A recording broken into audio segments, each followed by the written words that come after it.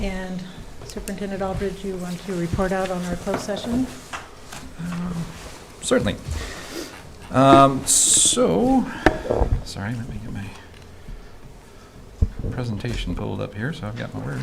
Sorry, I jumped on it.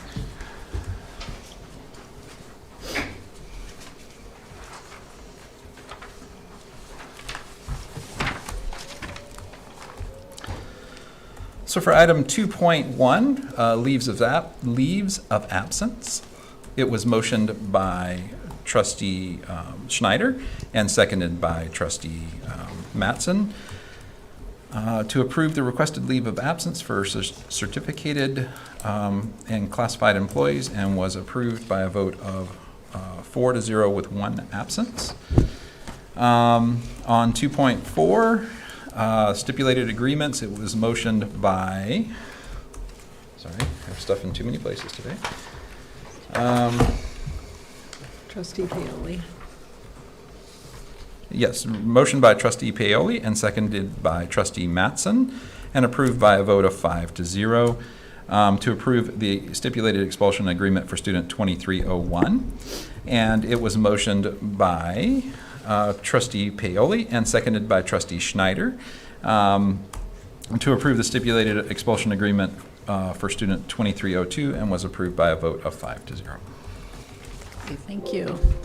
Okay, we'll move on to approval of the agenda. Before we do that, we are going to move 8.2 for the general obligation bond funds construction project update to whenever Don Alameda can get here. So I'm not going to place it anywhere specific, but it's a floating. So may I have a motion to approve the agenda? I'll move to approve the agenda with the floater item. Thank you. And a second? I'll second. Thank you. All in favor? Yes. Yes. All right, motion carried. We'll move on to item 3.4, public comment of non-agenda items. So you're not all rushing the podium, so we'll move on to item 4, patriotic exercise. This month is our trustee Mattson. So we have a short video on autism. Oh, awesome. Warm shirt? I didn't get it on this year. I blew it. Anyway, one thing I was going to say that is when I first got on the board and we started keeping track of numbers, autism happened about one time in 110 students. This video is a year old and it's 1 in 44. It's now 1 in 36. Wow.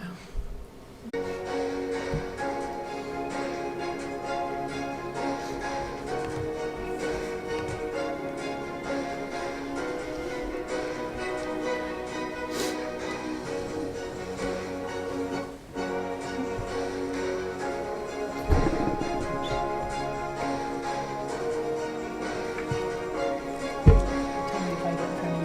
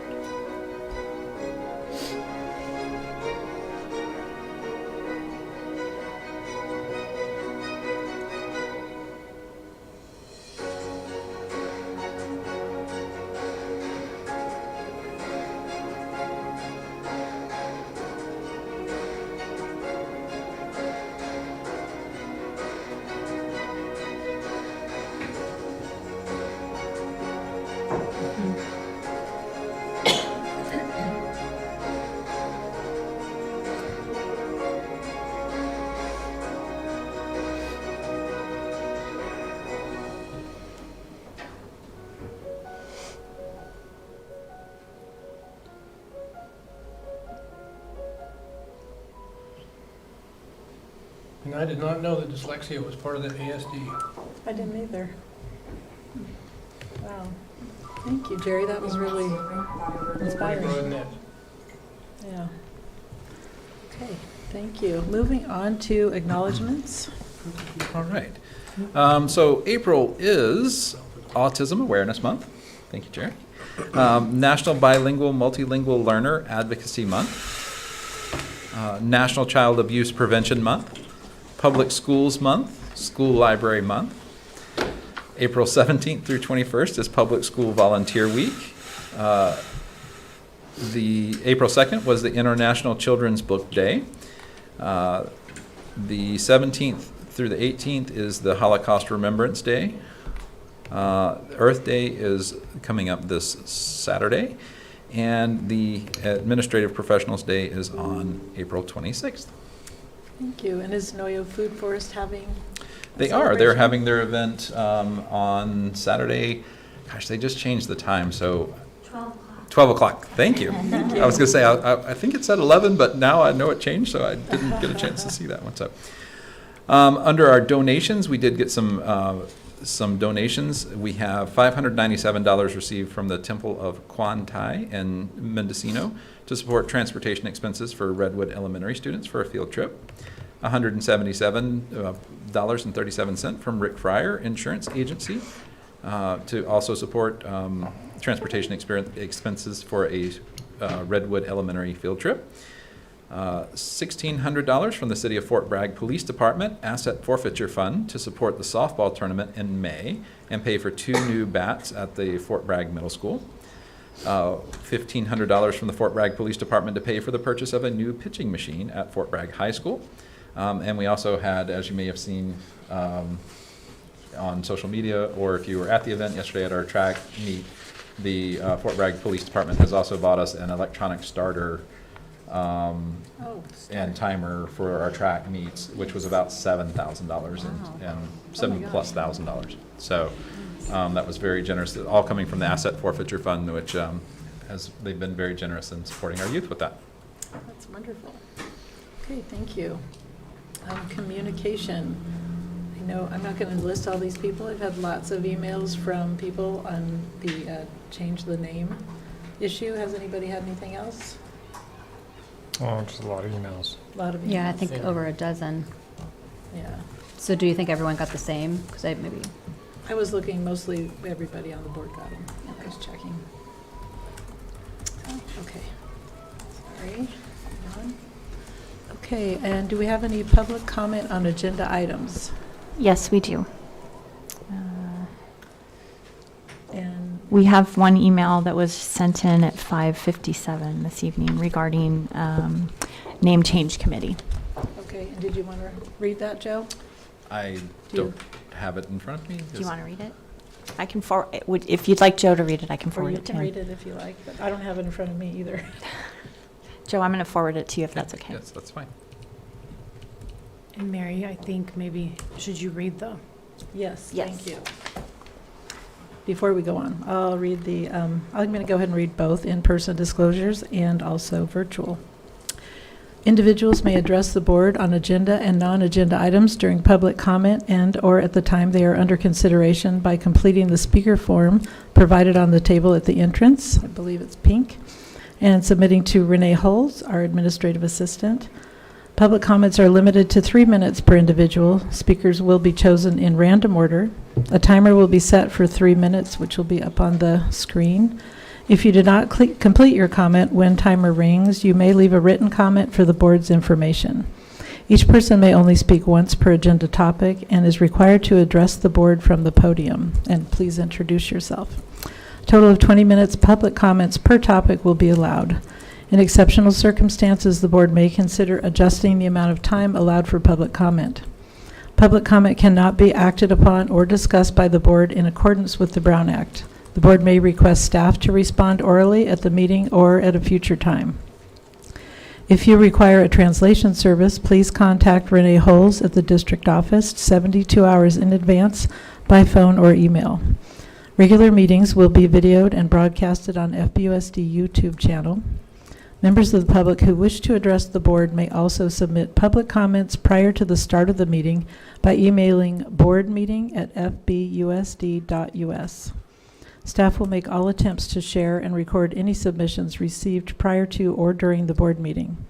However, depending on timing, late submissions may be provided to the board after the conclusion of the meeting. Comments are limited to 3 minutes each, approximately 390 words. The following public comment, we're going to do a virtual, was received by the district using the public comment email address. For ease of public participation, it will be read into the record by a district employee, Superintendent Aldridge. This should not be construed as an endorsement of this comment by the district or as the position of the district. Wonderful. And so this was received from Judy Vallado of Fort Bragg. Validated. Oh, thank you. Sorry. Not familiar with all the pronunciations. It's addressed to Fort Bragg Unified School Board members. I find it very convenient that Noyo School is asking to change their name during the same time a nonprofit group wanting to change the name of Fort Bragg High School and Fort Bragg Middle School, as well as Fort Bragg School District, has been in contact with some of you. This opens the door for a committee to be formed for discussion. I was under the impression this was for the renaming of Noyo School when it came to light recently that Joe Aldridge had contacted Tara Topier and asked for advice on leading the process and any opportunities for success or pitfalls to be aware of. My guess is now you know how it is done and what to be aware of. I find it very sad that the people who should be helping bring our students, parents, and staff together have been led in the direction of being the very ones that will be causing division. If this were a simple renaming of Noyo School, I would fully support it. We all know that isn't the case, and we know where this is headed. I believe it was Mary Makala and Scott Schneider who used the word transparent several times at the last meeting. Let's start by stating what you really hope to accomplish here. By the way, instead of calling it the Name Change Committee, why not call it the No Name Change Committee? End of comment. Thank you. Do we have any other?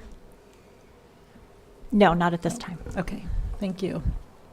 So we'll move on to item 8.1, Student Representative Report. All right. Let me pull it up real quick. Okay. From Redwood, Lundy Erickson says, "We loved Spring Carnival at FBHS, and many parent volunteers and ecstatic students were there. The ELAC, or ELAC, I'm not sure, meeting is today online until 6:30.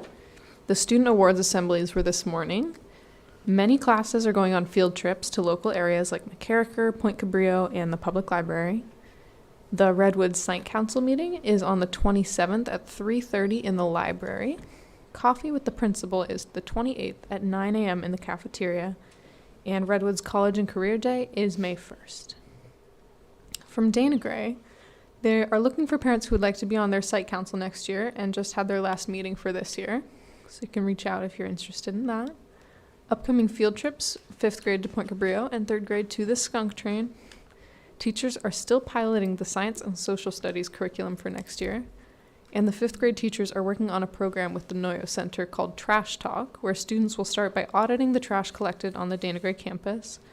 And they will then learn about what happens to plastic when it's thrown away and the effects plastic has on wildlife, along with creative solutions on how to handle the trash. From the middle school, some past and future highlights are a Parents Club hosted a book fair for the week before spring break. The first ever Coastal Band Day on April 6th was hosted by Mr. Wiletsko. Point Arena Middle School's band came to the school to play music together. Fort Bragg Middle School leadership helped out at the high school spring carnival on April 7th. And tomorrow there is the 8th grade Avid field trip to Cal Poly Humboldt. Their end of school dance is May 12th, and the FBMS staff versus softball team rally is May 15th. From the alternative ed school, at the beginning of April, they played soccer against the Coast Yard. On April 5th, there was a mock interview day where about 25 members of the community came to the school to do mock interviews with the students, and Connie says it was successful. May 5th, they will be taking on the Coast Guard in a flag football game at the middle school. And next up is Fort Bragg High School real quick. Some upcoming events happening at the high school is state testing started at the high school this week. the Abbott 11 class is on a 4-day trip visiting colleges. I know they're at Santa Cruz right now. I don't know where else they're visiting. The 21st, tomorrow, a group of the students will be attending the Latino retreat at Mendocino College.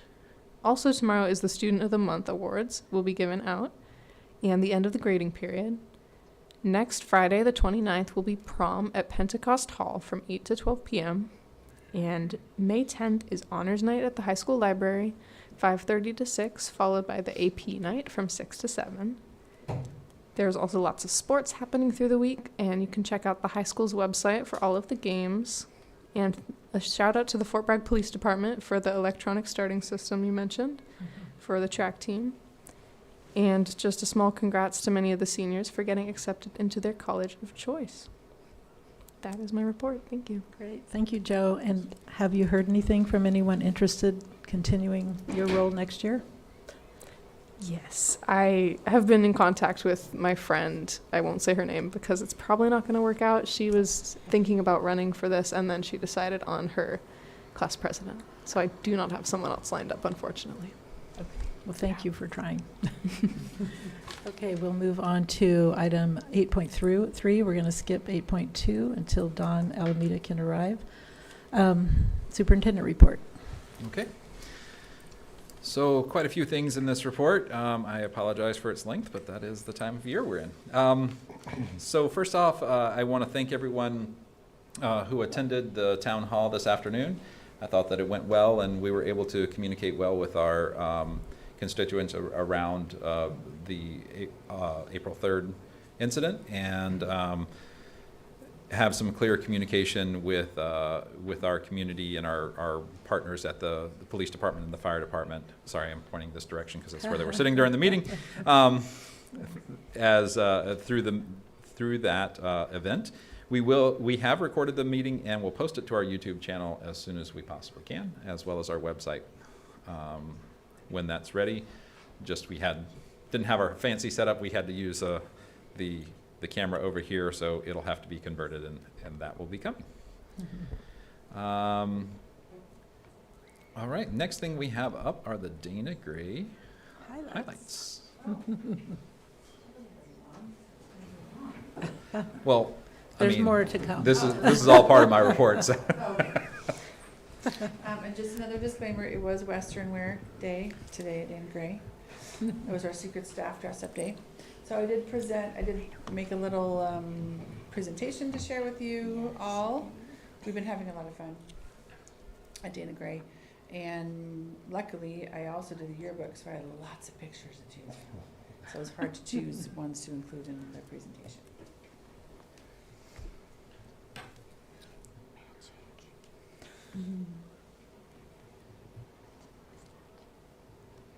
Will it be here or here, Renee? It will hopefully be Here? Okay. there. And then I'll catch up over here, but sorry, No worries. my computer is trying to get me to update something. Which I would rather not do right now. Yeah.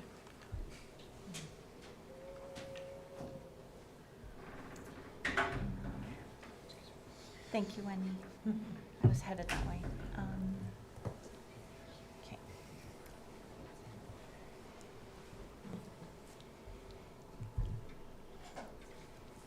I don't understand. Okay. I'm sorry. My computer has No somehow worries. decided that it wants to have an update. Okay, well, This let's is see. not the time for that. So All things are going well at Dana All things Gray. are going well. We just had our last site council meeting where we reviewed the site plan and had some good discussions about the goals that we have been working towards. We have one person on the site council, so one of the things we talked about was how to change things up to get more people to attend. And I think the biggest barrier is the time, because we usually hold it at 3:30.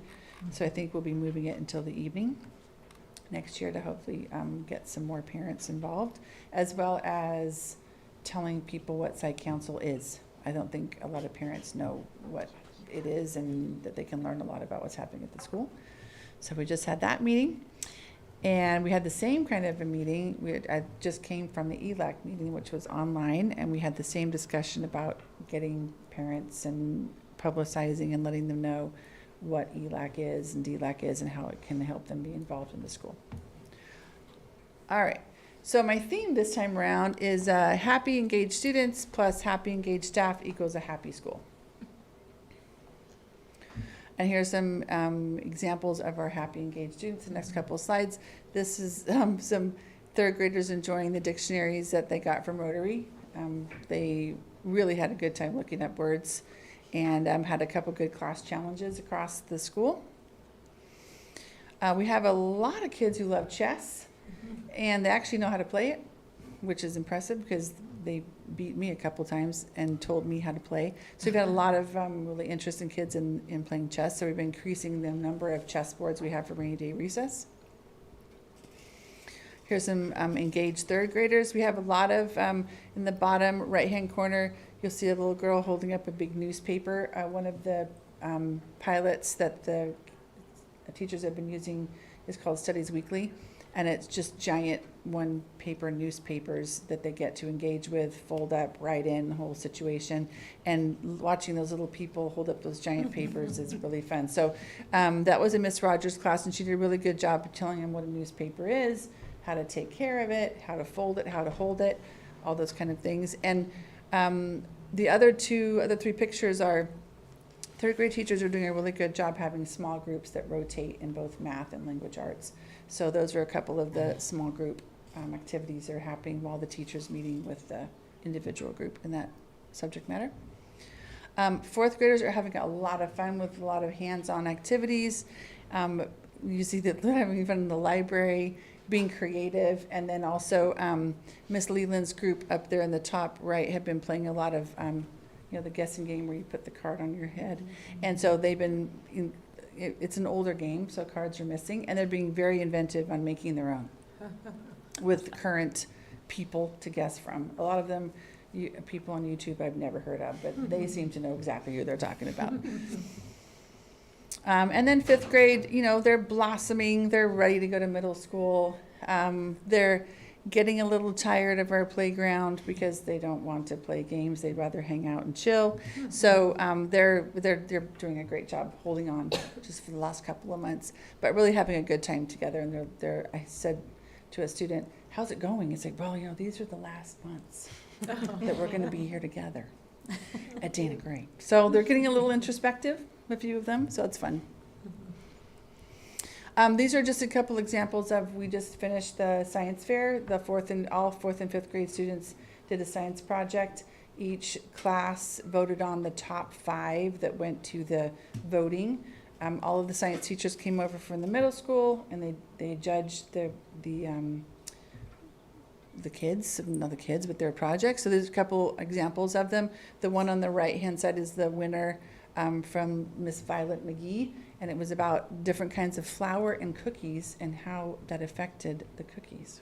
And I'm sure that was really fun to be at home and eat all the cookies and talk about that. So it was a really good showing. We did have a parent night associated with that, where the parents of the kids could come and also see their projects. And here are examples of our happy, engaged staff. We've been having a lot of fun doing the secret staff dress-up days. And I really appreciate how into it they are. They really enjoy being goofy in front of the kids. Let's see. Sorry, I skipped that. And then, up here, you can see there's Johnny with his mohawk on Crazy Hair Day. The one where everyone's face is in a pie that we every month when we have our Golden Awards, the staff signs up for a game of their own choosing to compete in front of the kids. So it's an example of the teachers being vulnerable in front of their kids and being silly, and boy, they are silly. So that one was how many gummy bears they could grab out of the foam and spit into a cup, which was really gross, but the kids totally loved it. And then on the top right-hand side, that's Miss Hunley and Miss Green doing blindfold face painting. So they come up with their own games and their own supplies, and they are having so much fun. And then this is just examples of the staff interacting with the kids. We have Miss Maria up in the top right. She does a morning mile every morning, where the kids do laps and they gain their little feet, and we give a morning mile a winner at the Golden Awards for the class with the students who have walked the most in the morning mile. Johnny, on the bottom right there, that little fourth grader, they had a clay project where they can actually fire their things in the kiln, and he made a little miniature Johnny that actually had a little mop and everything, a little bucket. So it made Johnny realize how loved he is by the kids. Up on the top right or left is that we do morning announcements, and that's me.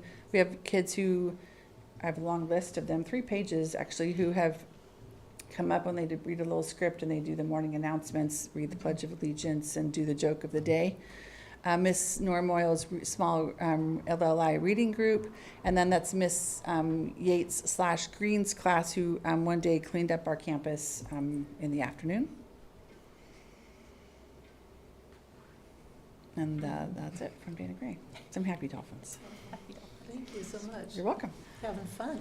Yeah, we are. We're having a good time. Does anyone have any questions? Yeah. Okay, groovy. Thank you, Jamie. Okay, we'll move on to 8.3.3, Three Rivers Charter School update. Hello, everyone. Kim Morgan, Three Rivers Charter School. Thanks for having me. I also have a joyful presentation with lots of photos because we're working on the yearbook. It's a great time of year to present. In the meantime, things are going great at Three Rivers Charter School. The 100 days of May are fast coming, as we call it, and everyone's blossoming. It's an exciting time around campus. We have a lot of school events coming up. We are working on our LCAP, and we have an LCAP stakeholder meeting next week, and surveys going out and gathering all that input for everyone. Yeah. And I do have slides. You do. So I'm I'm off sorry. the cuffing right now. I know. For some reason, my drive isn't working correctly, and I apologize. I have I have everything pulled up, and it won't, it doesn't want to open them. Is your LCAP meeting in person? Yeah. Here we go. Yes, we do. Our parent-teacher network is kind of like our site council, and so we're holding it at the same time. And the student council is putting on a movie night for the children simultaneously. So we're hoping to gather a lot of the community partners and our families to come in one evening. And the students will be at movie night, enjoying free pizza and purchasing concessions to support the student council, and the adults will be at a meeting with me, sharing their input and feedback about our goals for the LCAP. All right, you're all set. Nice. All right.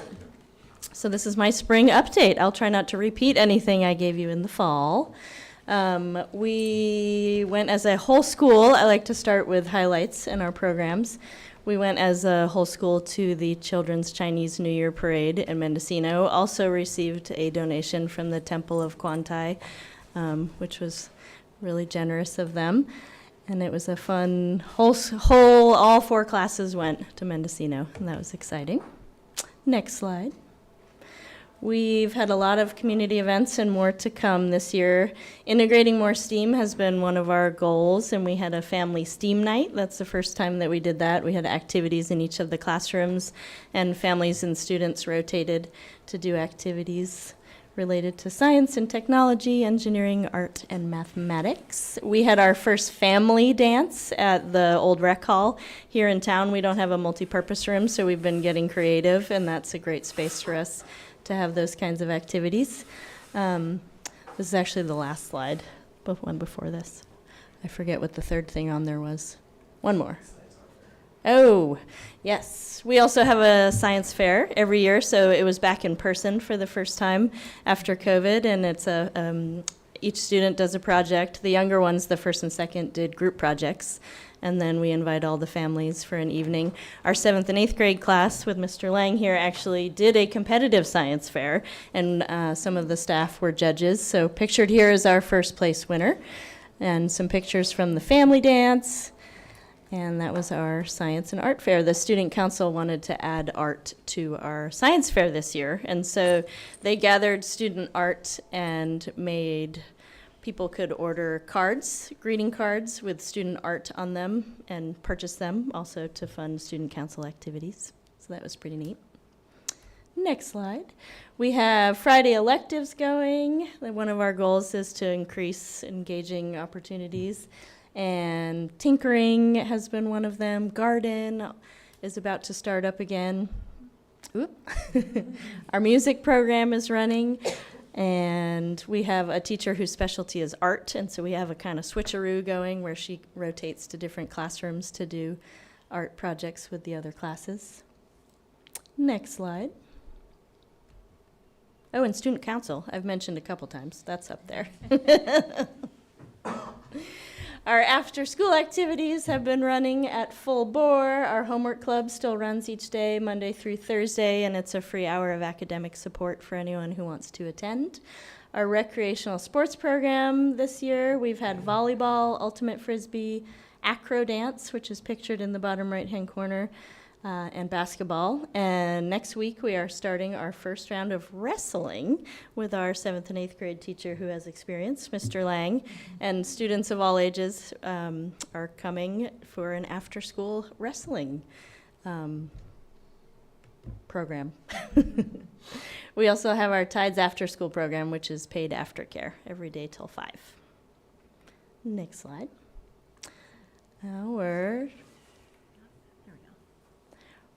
The classes have been taking lots of field trips. 2 of our classes went up to Humboldt and did an overnight, which was a super success, and we were excited about that. They went to the Marine Lab up in Trinidad, the Arcata Marsh, the older kids toured Cal Poly, and the classes have been to lots of field trips around here, going up to McCarricker and Big River for Safety Day, and we're excited to be doing many field trips.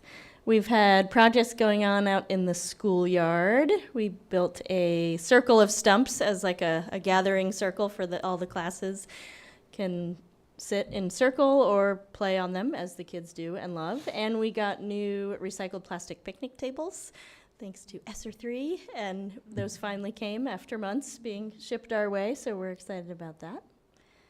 Next slide. Our mock trial team made the front page news. The police department made an amazing donation with their asset forfeiture fund as well, so I'd like to recognize that. Mr. Lang and the mock trial team went down to San Luis Obispo to compete with their team down there, and it was a fun overnight field trip for all, a great success. As well as our meal program, this is our first year. Big thanks to Harvest Market. And we completed our first administrative review as a first-year program, and we had no findings, which is really exciting. And our representative from CD East, I would like to share, said in her 13 years, we are the first school in their first year that has had no findings in their administrative review. So props to our nutrition services coordinator, Emily Forster. And we did it. We're serving about 45 to 60 free lunches and 30 breakfasts every day to students.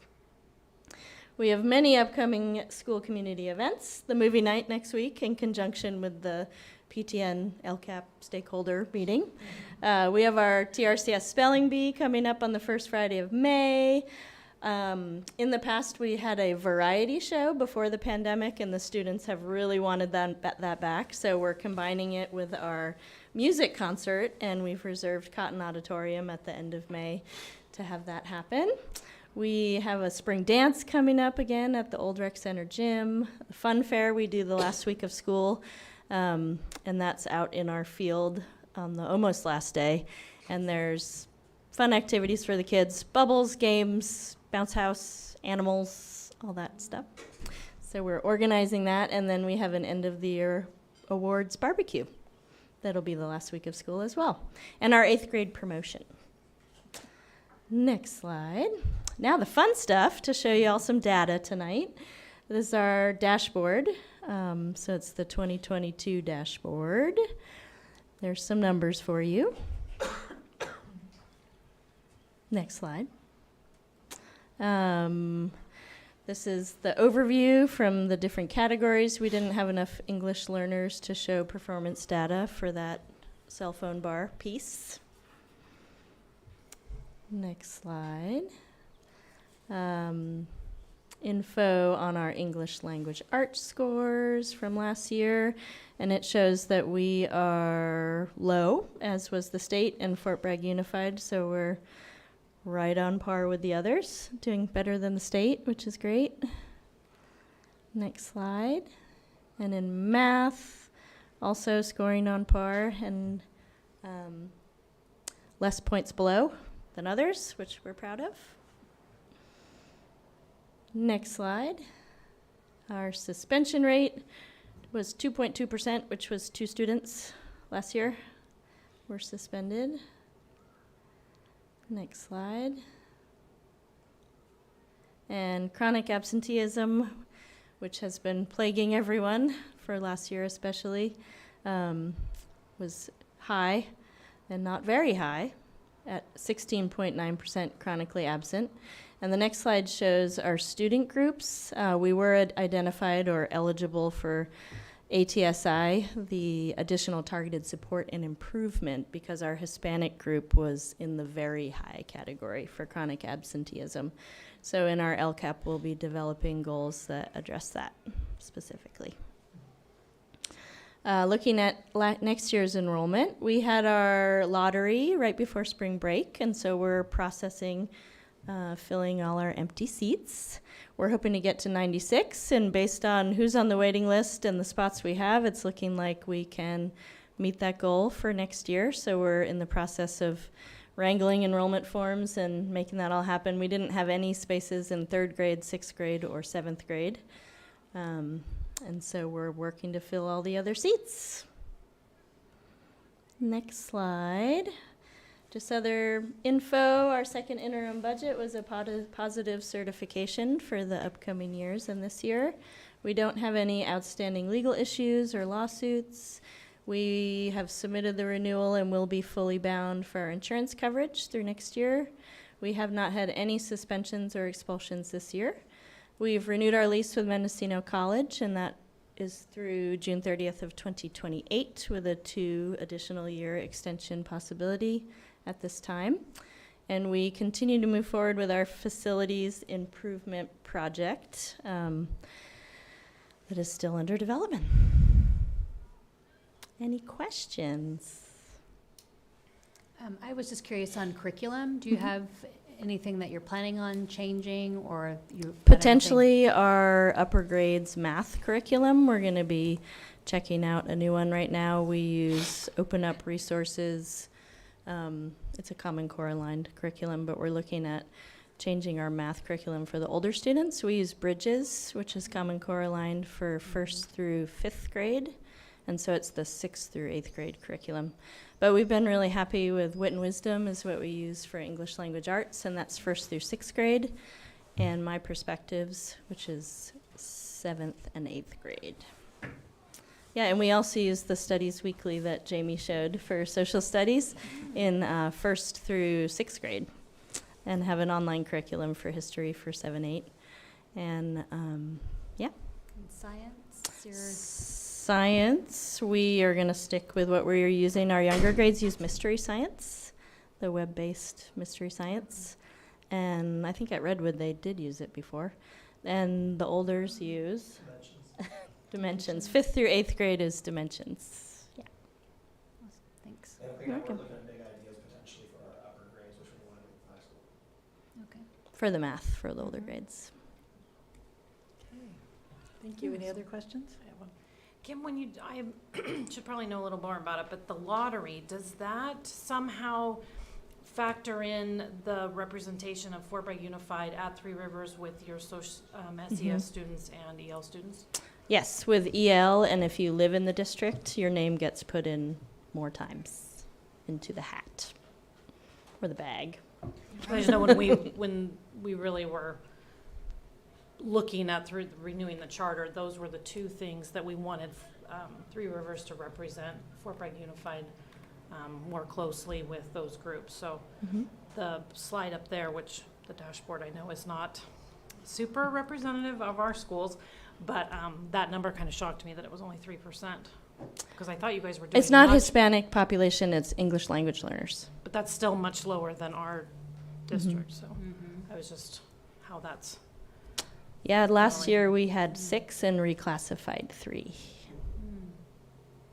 it's great. Yeah. Okay, thank you so much. Thank you. Okay, we'll move President on. Makla, I'd like to just check with our guest here. I think Oh, we have sorry. somebody who'd like to do a Public comment? public comment Thank on you. agenda.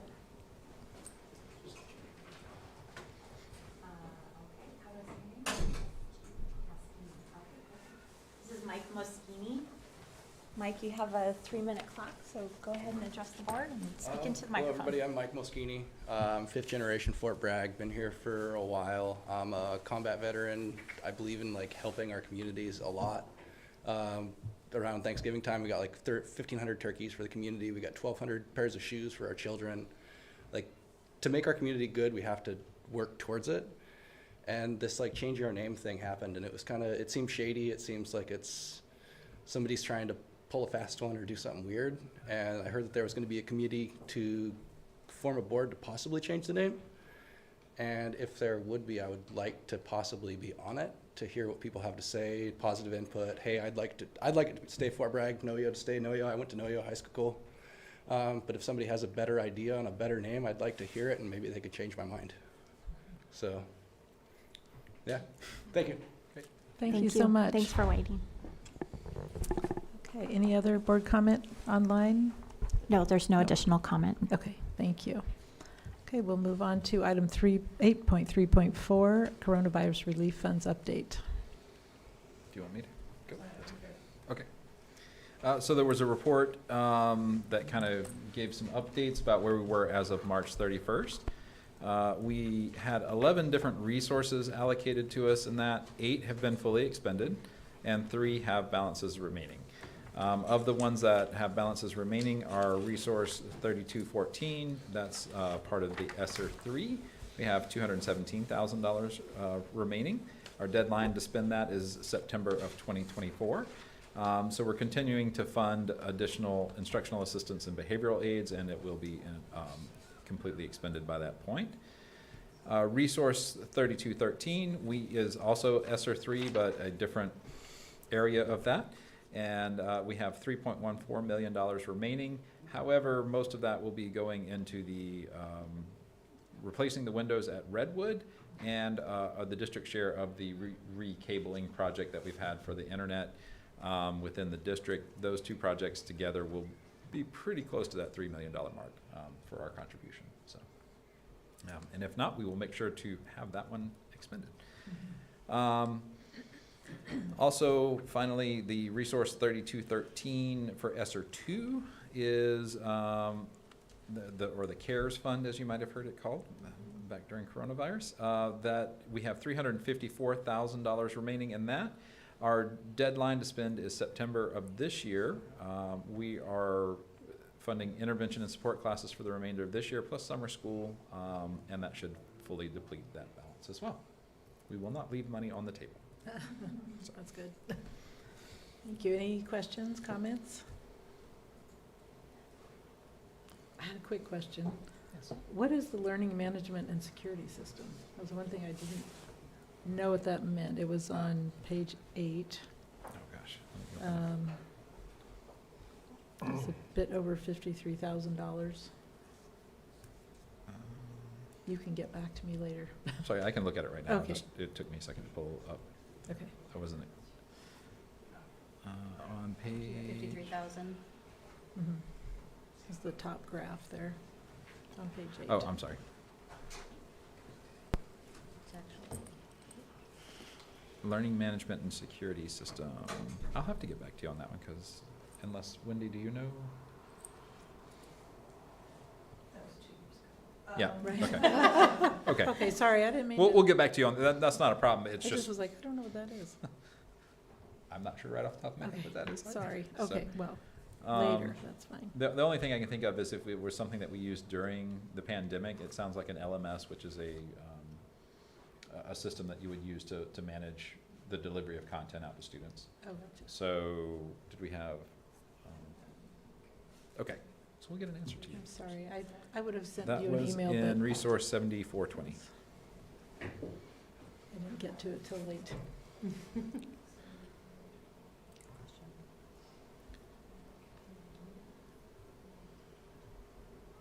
It's totally fine to tell me later. Okay. Tell us all later. Oh, no, okay, okay, thank you.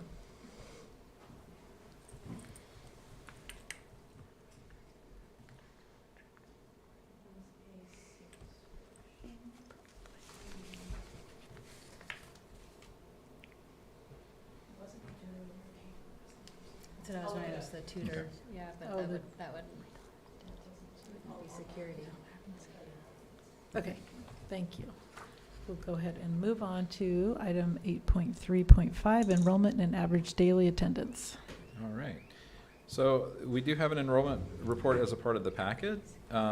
We had our enrollment as of P1, first Wednesday of October, was 1693. That's up from the last 2 years, but is still below the pre-pandemic levels. Our ADA percentage so far this year is about 90.8%. I got the update from Sarah, and it actually changed ever so slightly. I think it's like 90.82 or something like that. So somewhere in that ballpark, which is much better than what we were seeing last year. Still not where our goal is, but it's definitely improving, and will help our fiscal situation as we worry about the ADA percentage at times our enrollment for funding, as that's the shift this year with that. Okay, any questions, comments? Thank you. We'll move on to item 8.3.6, summer school planning. Okay, so we have summer school planning. As reported last time, summer school will operate from June 14th to July 13th. We'll have programs for students in all grades. We are still looking for additional staff at our second and third grade levels, just to fill that out. We've got one person, but we're trying to encourage maybe a couple more, so we have some variety of what maybe the offerings are, or maybe some shuffling that can happen, and students can get a more rich experience out of it. For July 5th through the 31st, we have afternoon support from our ELOP Kudos program. And Beth, I'm right with that you're not starting until the 5th, or are you starting on the 3rd? We're starting on the 3rd. On the 3rd? Okay, so I'm sorry, July 3rd through 31st. And the timing is due, they're not running the entire time because of the transition to our new partners, but they are providing 20 full days of support for our students during the summer program. So during the summer. During our summer program, they're going to operate from 1 to 5:30. So they'll kind of pick up where our students, after they finish lunch, then if they want to continue in Kudos, they'll continue there. And then after our summer program concludes on July 13th, for the rest of the time, they'll run a full program. What did you say, 8:45 to 5:45. Thank you. And students will get lunch and 2 snacks as a part of that as well. All existing Kudos students will have priority registration for this year, just because of the limited staffing and the ramping up. But remaining availability will be on a first come, first served basis. In the future, it will be open to all students, because we can plan that staffing a little more accurately.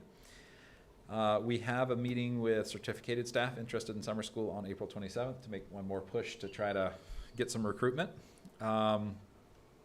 And we have received a very high response rate from our classified unit, and should have enough classified staff for that program. Oh, great. So, And that'll be at Dana Gray, you said?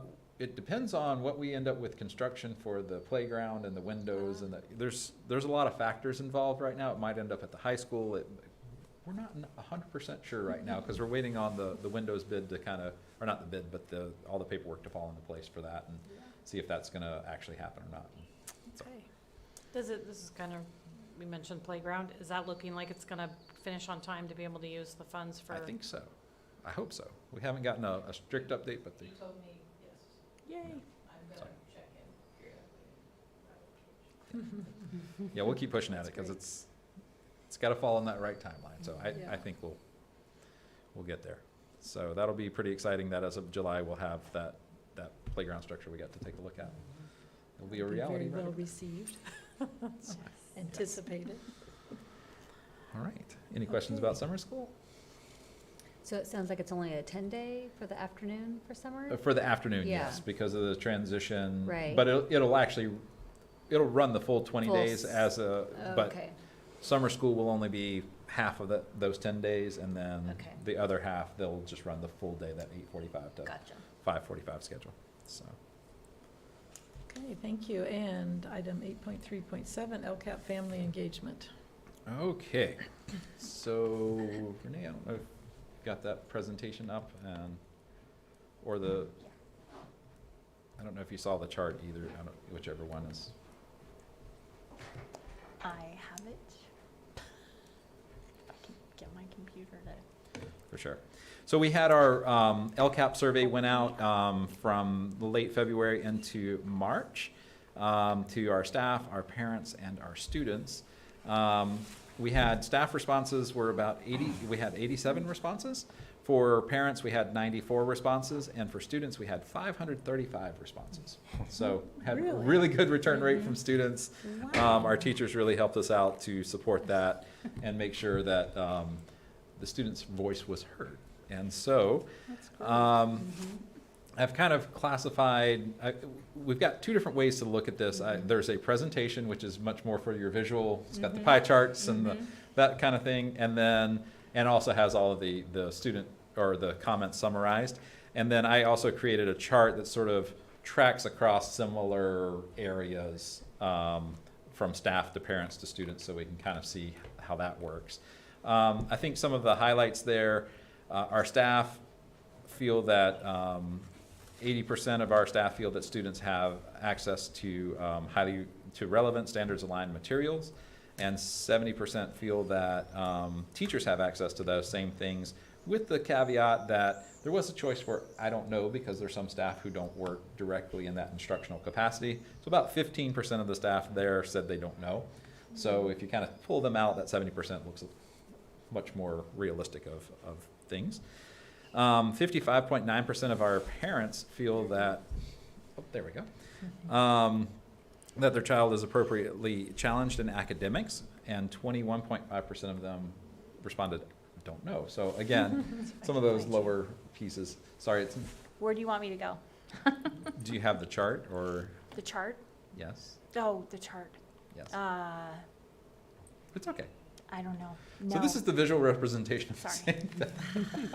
I'm just gonna, if you want to go, it's a really long presentation. How long did we have? It's about 80 slides. 80 slides. Yeah, it's a lot of information, so we're not going to touch on every one of those. I just wanted to hit some highlights across all three. We found that 66.8% of our students felt that teachers made learning interesting for them most of the time. So I thought, that's pretty good. That's actually pretty high compared to some other places that I've been. 86.8% of our students felt the school provided the materials they needed for learning, which I thought that's pretty strong.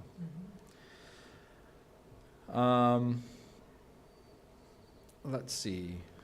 We have 72.4% of our staff feel that students look forward to coming to school with a don't know rate of 10.3%. So, and with parents, it was 72.5% feel that their student look forward to coming to school, with 15.4% saying don't know. And with our students, 64% report liking school. So that's a good baseline for us to start moving forward from. With our staff, 90.8% of the respondents look forward to coming to school, look forward to coming to work most of the time. 85.9% of our parents report feeling welcome at the child's school. And with our students, 92.3% feel that they can get help from an adult at school if needed, and 91.9% feel that students or that adults at the school want them to do well. So I think all those culture pieces are certainly there. Everybody feels that our students have pretty good access to technology, so that's a good piece. Our music program, I think we've got to do better at advertising it because there's a large portion of don't really know the music program. But many people felt that it was beneficial. Our visual arts program, certainly folks felt that that was beneficial as well. So there's a lot of support there in both staff and parents. I did not ask students because I didn't want to confuse students who didn't have access to a visual arts program until they got to middle school. Mm-hmm. Or I'm not sure if they would have recognized Flockworks as being the visual arts program in our elementaries or not. Let's see. Our counseling program gets strong reviews from our students and from our staff and from our parents. I think, again, 41.3% felt that students of our parents felt that students benefited from the counseling program. However, 51.1% didn't know or were neutral in that fact. And so that just says to me maybe there's a lot of parents who don't know if their child needs to access the counseling program, or maybe they don't know what the services are. So I need to ask more questions and find out a little bit more information in that situation. Let's see. Other highlights we have here, as far as safety goes, 89.7% of our staff, 76.1% of our parents, and 79.4% of our students feel safe at school, or that school is a safe place.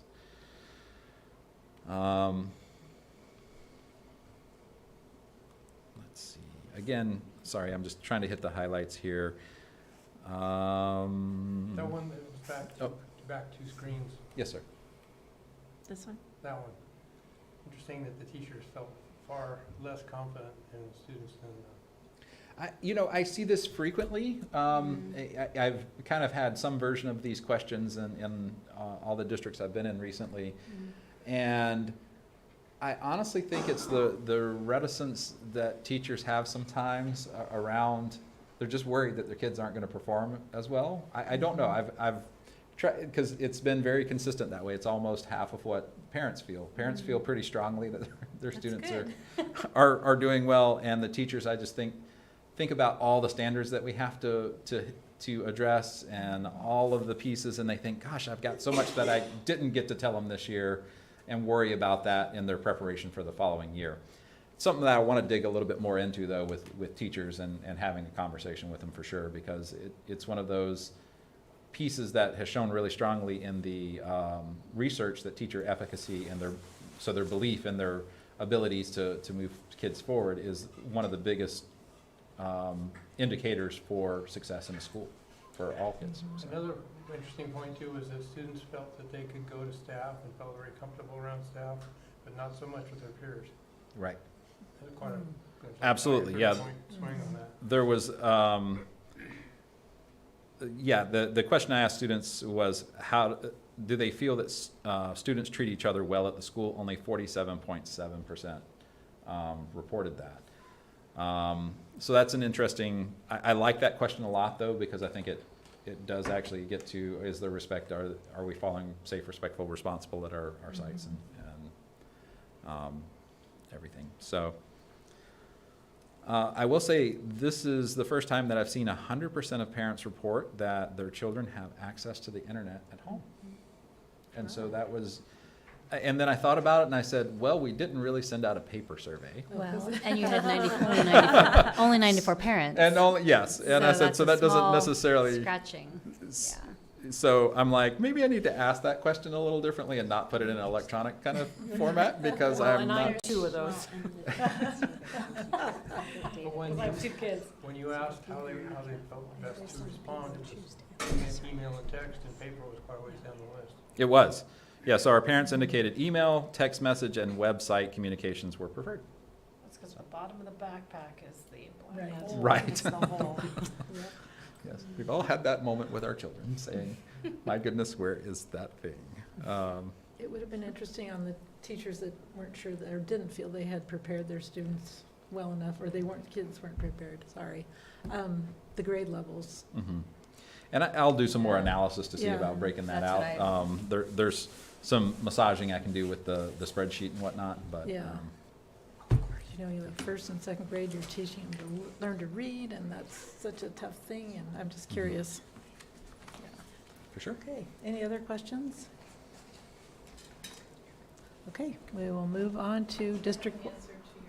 Oh, yes. So when we launched into the huge rollout of all of the Chromebooks, we purchased a 5-year subscription that supported analytical supports, security measures, Oh, yeah. and password management. Oh, yes, okay. That's what that was. Thank you. Makes sense. All righty. Well, thanks for digging. Okay, 8.3.8, district-wide update.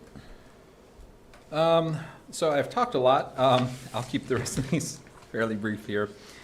We did have our, just before spring break, we had the spring carnival. That was a really lovely event. It was lovely to get to walk with the kids, even in the rain, down the street, and get to just see all of our students having a really good time as they got to the high school. And our high schoolers had fun too. They always do. There were a lot of smiles, a lot of good things happening. So lots of wonderful things going on. We had our track meet yesterday. We've had our sports. All our spring sports are moving right along, and some great things happening. So I just wish there were more time in the day where I could get around and see more of these events getting around. We have entered into negotiations with our units, both our classified and our certificated. And I believe we'll have completed at least any negotiation items that have a budget impact by May 11th. That is our goal. And we thank our labor relations partners for their active participation in that process. For human resources, I'd just like to keep you updated where we are. We currently are... Sorry. We continue to recruit for our open positions. We have 15 open teaching positions right now, 7 classified positions, and 2 open administrative positions. We are making headway. I know there's been interviews for some of those open teaching positions. They just haven't quite made it through all the process to call it a filled position just yet, but we're making some significant progress there. And I worked with our alt ed staff for alt ed interviews yesterday. We will have some follow-up interviews coming up due to my absence next week. We're going to go for May 3rd, I believe, in the afternoon to do our second round interviews there. And thank you to Mary for being a part of that, the alt ed interview team as well. But we'll continue our recruiting. There are not a lot of teacher recruitment events, and even the ones we've been to have not really had a lot of folks, to be honest. Carolyn went to one last Friday, and I think we had 2 candidates approach her, and they both had English credentials, which is not an opening that we currently have. So I think she tried to talk them into, do you want to teach something else? So we might be able to make some headway there. We also have our facilities update. We've completed our walkthrough to identify items that need attention, so our punch list for the new preschool building.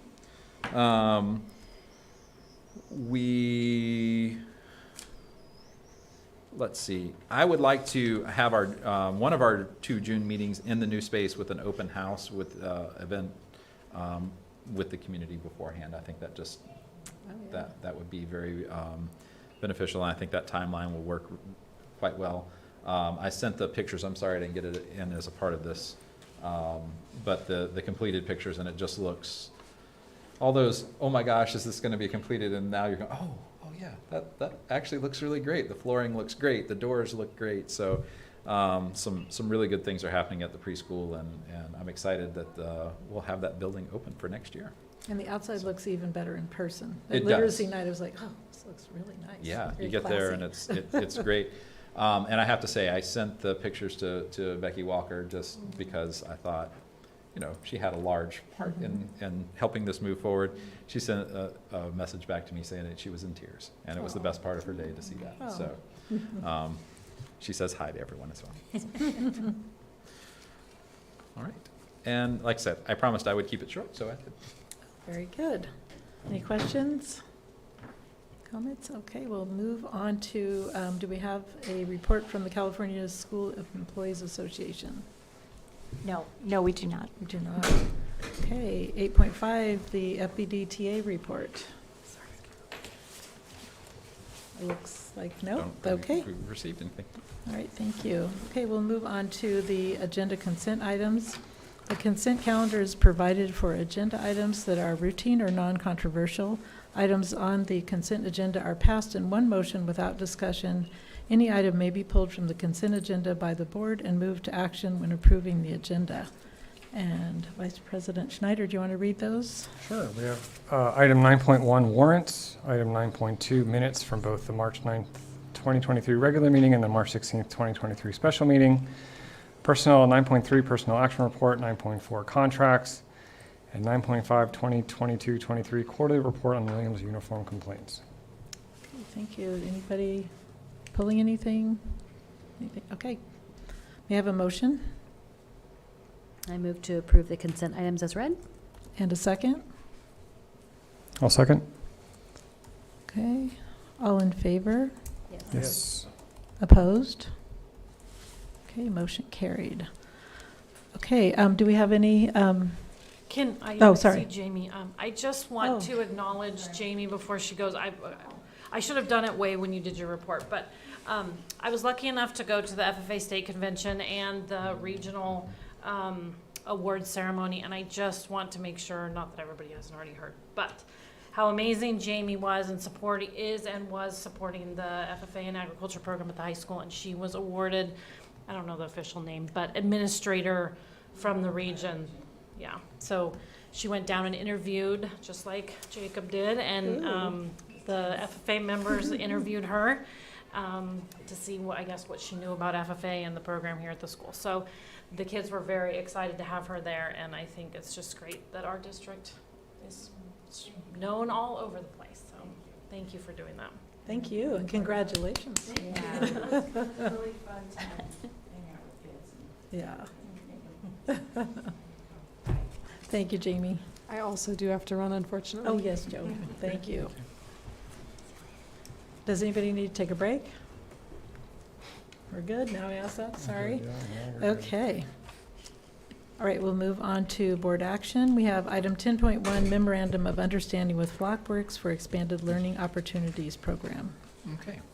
And so the numbering may be a little off from MOU to MOU, but these are the items that were added to all three, or modified in all three, as they were very similar to each other. So for the FBUSD responsibilities that we would recruit and hire certificated teachers, this was just inadvertently left out. It's something that we have done and is not a problem. And then for our purchases, we changed from that we would have all purchases move through us. Flockworks was they've always really appreciated being able to be pretty nimble in some of those smaller orders for art supplies and things. So we just said anything that's over $1,000 per unit will be processed through FBUSD. And then under other terms, we just, in indemnification, rather than just us being indemnified, they wanted to be indemnified too. I thought that's a reasonable request. Kind of makes sense from an organizational standpoint that they would want that. Other than that, there should be very much the same. Okay, any questions? Comments? No? May I have a motion? Oh, sorry. Do we have any purchase policies that determine that $1,000, or did you just come up with that number? Like, I know. I was just thinking what becomes a sizable enough purchase that we would want to keep it in district and keep track of the inventory, and that's usually at that $1,000. Isn't that a capital? So that's your common practice. It's not really the capital piece, that's at $5,000, but it's a significant enough purchase that we would want to know where it is, track it. And we would do that with any other equipment of that. So make sure we don't start a precedent if we start working with other organizations. I don't think so. I think it's reasonable. Okay. May I have a motion? I move we approve the memorandum of understanding with Flockworks for expanded learning opportunity ELO program. Thank you. And a second? I'll second. Thank you. And roll call, please. Trustee Paoli? Yes. Trustee Babcock? Yes. Trustee Schneider? Yes. Trustee Mattson? Yes. And President Makla? Yes. And the motion carries. And 10.2, Memorandum of Understanding with Flockworks for After-School Education and Safety ACES Program. And again, same changes. So Same changes. Okay. Any other questions before we take a motion? Okay, motion, please. I move to approve memorandum of understanding with Flockworks for after-school education and safety ACES program, 10.2.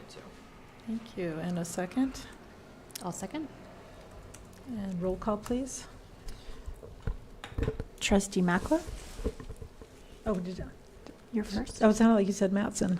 No, Okay. sorry. Yes. Excuse me. Sorry. That's okay.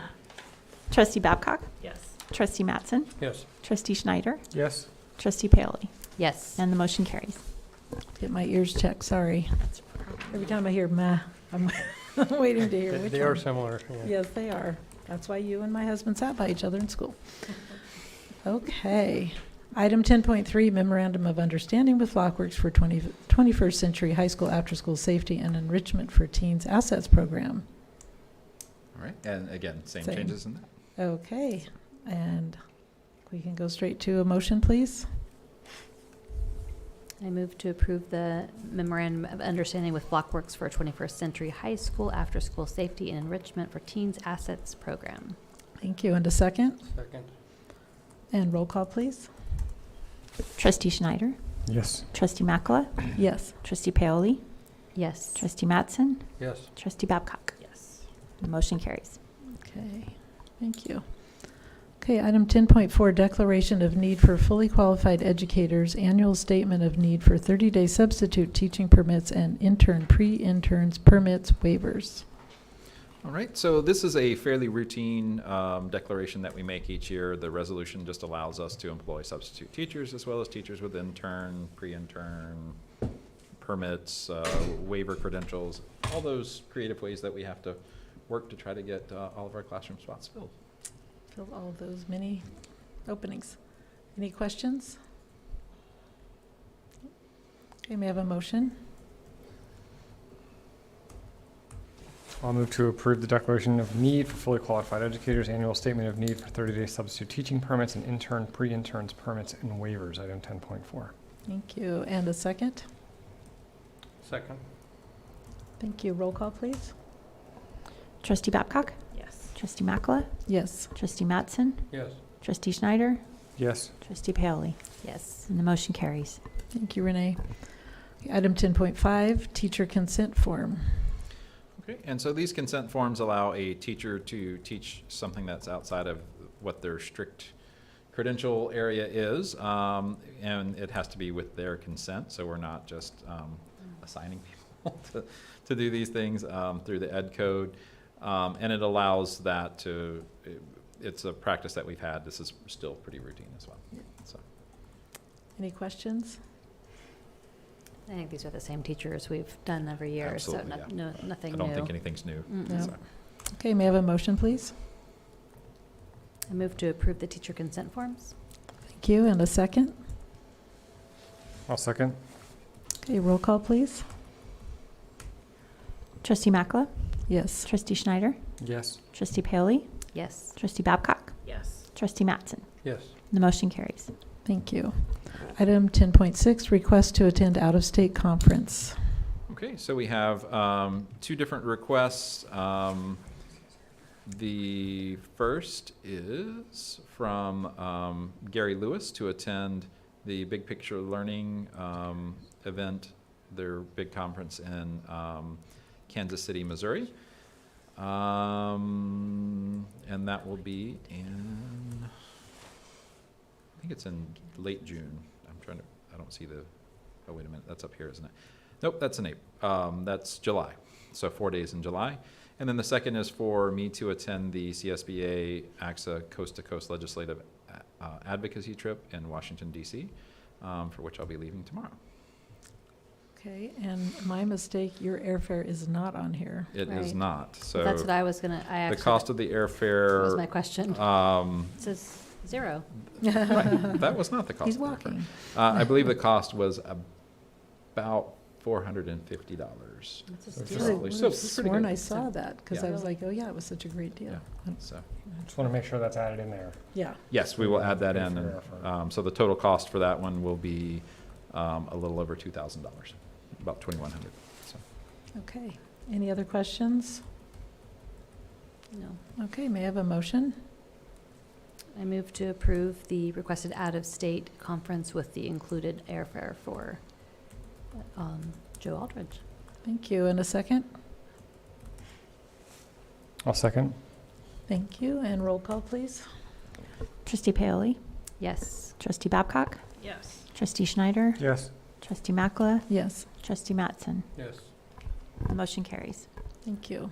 Item 10.7, Nicole Anderson and Associates LLC Professional Development Proposal. Okay, so thank you for the questions on this proposal. I know it kind of came in at the last moment, but I thought it was important to go ahead and get this process moving forward.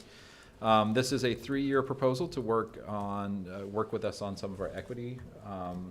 And we wrote the anti-bias grant, which will cover $160,000 of this over that time period. And Nicole Anderson comes highly recommended. I know that those of us who participated in the CSBA Equity Network worked with her directly. I have asked that she work with us as much as she can, but of course she's in many places, so she said her associates will be working with us some as well. So we'll get a balance of that, but I have every faith that it'll be very high quality and very structured. We're looking at, for our leadership, having having times together to discuss both our ADCO as well as our board in kind of joint sessions together. Also having them come 6 days between September and May to work exclusively with our ADCO. So we have workshops that'll happen during those times.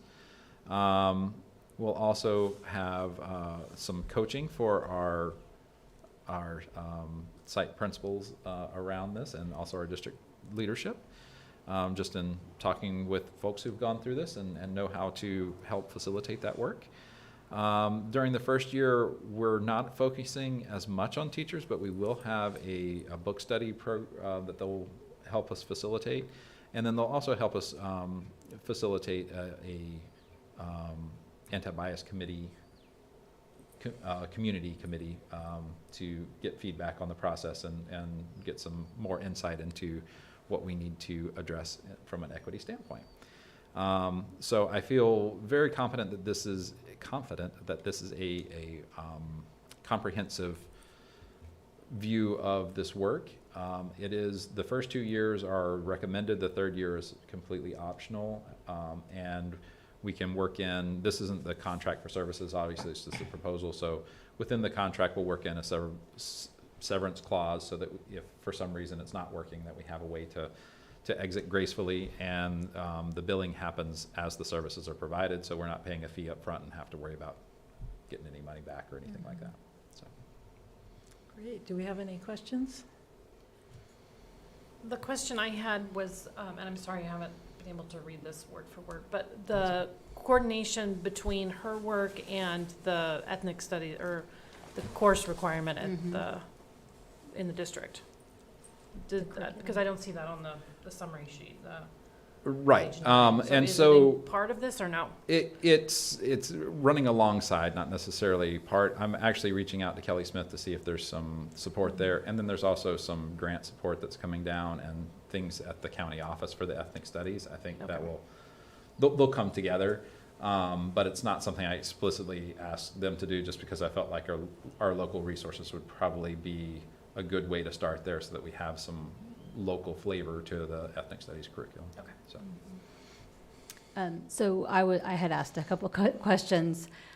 So when I first saw the proposal, the price tag's always is crazy. I mean, to think how much PD costs. But what I kind of liked about her style is that obviously it's tried and true, and she's got it all figured out, and it's kind of collaborative, but also really at the admin and leadership, which those folks are the ones that are, up there moving and taking in everything, and then having it, have them be the first lens to it. So hopefully they're willing to embark all of this, because it looks like it really doesn't burden our teachers. It looks like they have an optional book study, and they could choose to be on the committee.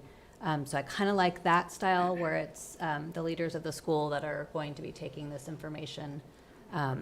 But I had asked, what if we just find out it's not a good fit for whatever reason, that they're paying monthly, so that's more comfortable, and the grant will cover most of that. And I am working on, there was another grant that they said, would you be interested in this? And I submitted a form, and then they're like, oh, and here's a budget, like, start figuring that out. And I was like, have I been awarded? They're like, well, not yet, but, so, and that was 40,000-ish that will go in this same direction as well. Right, so those two together just we'll about cover the just whole about thing. cover everything. Right. Yeah. And if there's some services on here that we don't avail ourselves of, then I think we'll be fully covered. Yeah. So. But admin are on board? Absolutely, yeah. Shared this with admin, and they're, they Excited. appreciated the specificity of the actions Yeah, and what the outcomes that's what I was going were. to say. The detail and the scope of work is really Yes. nice to see. We know exactly what we're getting. I'm wondering if you can talk to her. I was thinking, I know everybody will love this. Since we're going to finish the governance core in July, if she could recommend a book study for us for next year For sure. on equity. For our board. For our board. Yep.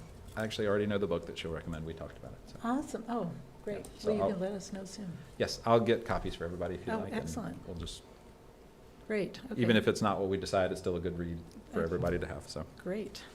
Thank you. Okay, may I have a motion?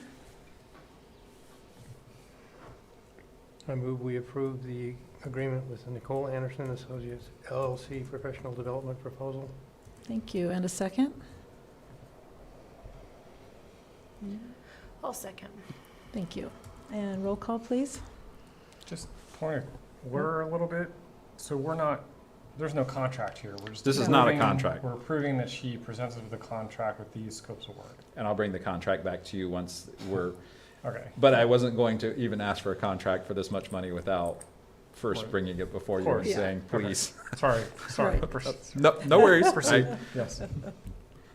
Okay, roll call, please. Okay. Trustee Paoli? Yes. Trustee Mattson? Yes. Trustee Makala? Yes. Trustee Babcock? Yes. Trustee Schneider? Yes. The motion carries.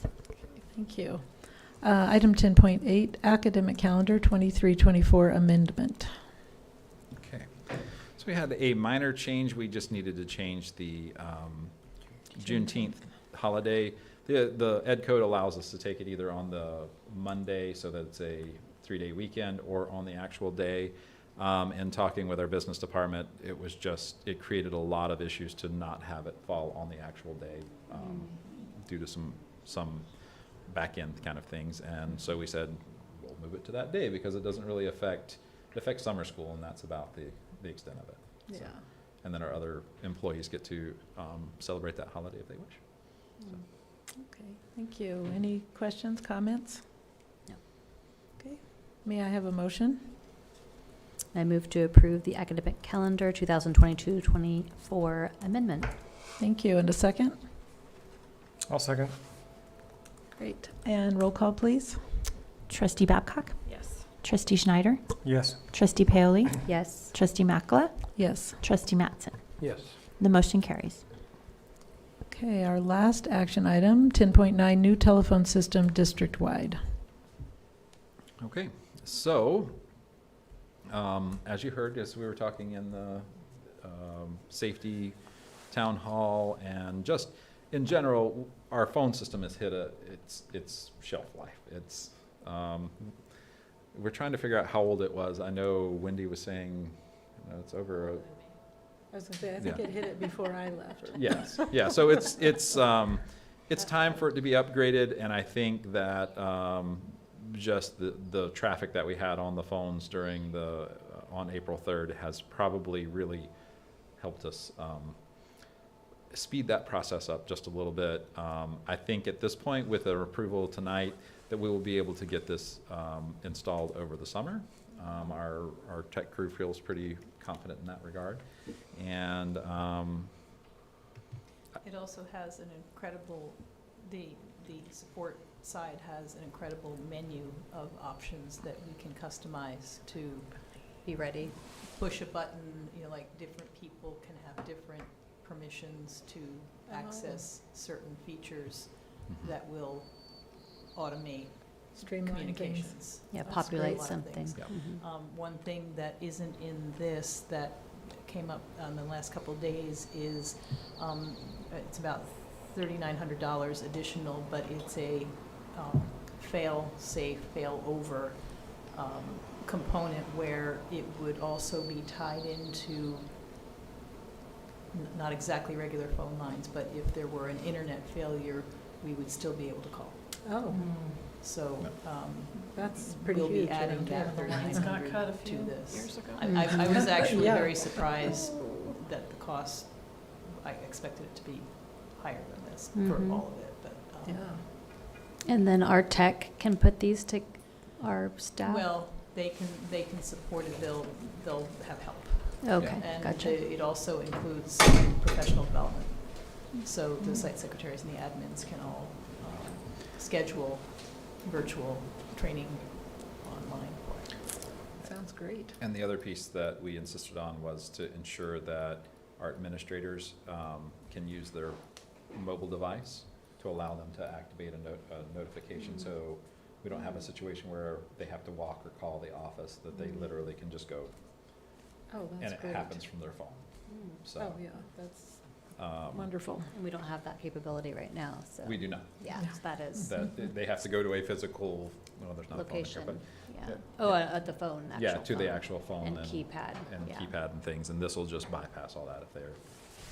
If they have any kind of connection, it'll just happen. Mm. Great. So Ari's kind of summary says that it is interlaced with backup analog phone lines, but this is something other than that.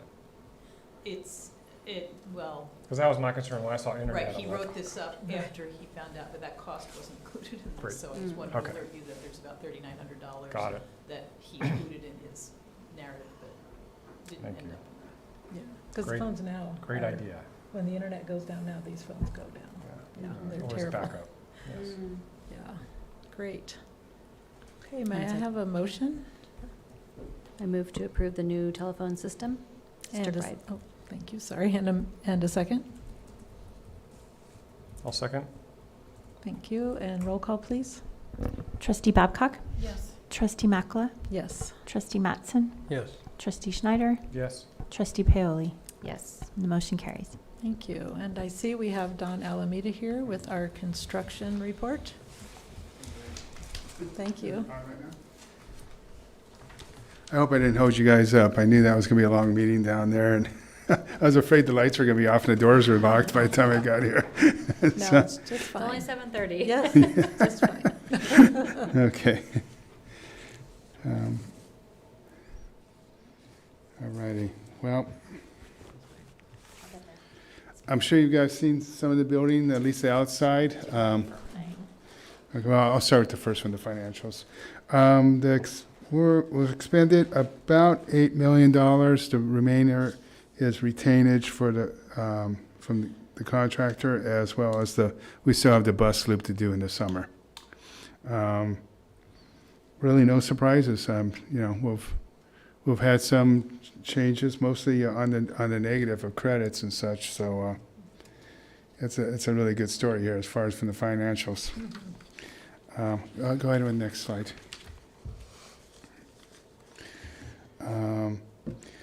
QK's been on the site. What's called a punch list is basically when you go through and you say, okay, the contractor says, I'm done, come and mark up everything that you take exception to, and we'll make a list, and then we'll come and address it. So we're in that phase right now, at least for the vast majority of the project. I mean, what can be done is done right now. What's not done is the boiler that hasn't arrived, or the switchgear that hasn't arrived, or the bus barn, which we can't do just yet. We gotta wait for the end of school. So I'm really pleased with working with FRC, as I'm not surprised either. So I don't know if you guys been in the building recently or not, but I just saw the outside. yeah.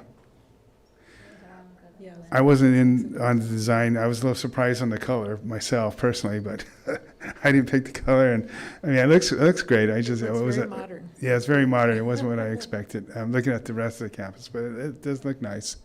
The interior is fantastic looking, and all we need is a boiler and some electricity, or more electricity. I think the next slide is just a schedule. Yeah, we should have been done except for the boiler and the switchgears holding us up, and we're essentially done except for that, like I said. They're getting geared up to do the bus loop. I mean, that involves tearing down at least one of the modulars over there and making room, and they're getting poised to do that work. Nothing, there's no hold up on that. So it's kind of moving along swimmingly, really. I think I got a couple pictures, and next slide. In fact, after I did this, FRC actually hired a professional photographer and put my pictures to shame. Maybe I'll show it to you next time. They had drones taking aerial photos. I mean, it's pretty zippy looking. Oh, those are yours. Oh, you did? Okay. Yeah, I know. They put my pictures to shame here. But here's some exterior shots and a couple interior shots. You know, linoleum flooring, and you know, it's really hardy materials. So, and the shot, there are tile in the bathrooms, and then the front or the northern face, one that faces the school. So, all in all, I'm really pleased. I hope you guys are too. Get ready for the next slide. Okay, phase 2 is in the process of it's in design phase. So most of the expenses are the architect right now. They've had a second meeting with staff to fine tune things, and they're working on that. So there's really no surprises on that end. We need at some point. I don't have really a schedule laid out. Maybe next slide. I really haven't laid out a schedule yet. I need to sit down with them and get that going, but we've got a general sense of what we're trying to get done. So it's really, that component is really moving forward too. There is no real surprise. I mean, other than moving the building from one side of the building to the other, that's the only big thing that happened the first time we met with staff and administrators. So that's just moving along. Probably the biggest, when we see if there's another slide, maybe not. Okay, probably the biggest thing to talk about and is not a bond project, but the ESSER project, which is the COVID dollars for changing out the windows, which has kind of been running parallel with the bond stuff I'm doing, but we kind of have to they're going to kind of happen concurrently, so we're kind of merging them. But so QK has the permit for doing the window replacement, which we really need to do in the summer because, you know, we'll be taking out windows in classrooms that are used. And we solicited a cost from FRC. It's about $1.7 million for replacing the windows. It also includes some restroom obligatory things we need to do for ADA access at like the kinder restrooms or whatever those classrooms are. So it's within the budget expected. What we'd like to do is at least give a tacit nod to the FRC to get the windows ordered, because if we have any chance to get the project done in the summer, is they've got a commitment from the window manufacturer. They would get one delivery in June and one delivery in July. So if we don't give them the nod, one of those deliveries are going to be August or September, and we're not going to like that. So. But we'll bring it back as a GMP item in the near future. But we just literally got the number. There was a lot of tweaking with QK and the design, and we finally got something they could give us a number on like 2 days ago. So it was too late to be on the agenda, but it's probably the most important thing to be aware of right now, more so than the 2 projects that are in the bond. So I wanted to make you aware of that, and if that's in line with what was you're thinking of using the ESSER money for those windows, I think we ought to give them the nod to get the things ordered so we get in line. I mean, literally, in Willits, I'm finally going to get windows installed this summer. They're over at the bus barn. They've been sitting there for a long time, waiting for it. I think it took 8 months to get the windows for Willits, and by the time we got them, it was too late to put them in. Yeah, I got an iffy contractor over there. That's just between us. So you know, it's like. That's watching on YouTube. Right? Huh? Oh, yeah. Well, I haven't done a lot. Anyway, no, it's a contract that I'm less familiar with. Let's put it that way. And he did over the break last week put in 2 windows as a template or as a model or a mock-up. So it's finally moving forward. And again, it wasn't his control that it took 8 months to get the windows. Right. So I'm trying to avoid that here by So giving you a heads up on that. Is that's the amount we were expecting and, That's what we've been holding back. yeah. And there will be some soft costs on top of that. But Yeah. that's what I've kind of been holding on to. Yeah. So. And because that's all been in the budget and everything, we won't have, us not meeting for another month isn't gonna hold anything up for ordering these windows, right? No, No. Great. no, because we've talked about the concept of doing Right. this with that money. It's just been getting to the point where we actually have The hard time. dollars, amounts, Yeah. and a schedule, so. Great. Okay, that's all. I'm open for questions. So with the window replacement project, I mean, ideally it would be best with no kids in there, but how do you tarp everything as you're pulling it out? That's a messy job, and hopefully they don't find any dry That's why rot. we hire professionals.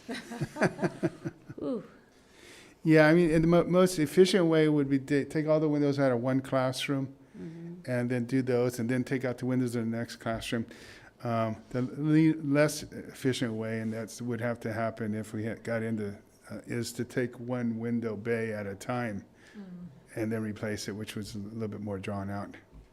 I mean, that's why when we got the windows at Willits, it was like, we're not starting this now. It was like February or something. I can't remember when they came. Yeah, they came in about February or January, so it was So you just. feel like this is possible, though? We can get them in time and, Yeah, if we give them the tacit nods to get them ordered, and we come back with the contract afterwards. Yeah, by all accounts, that we're getting the indication that that they can do it.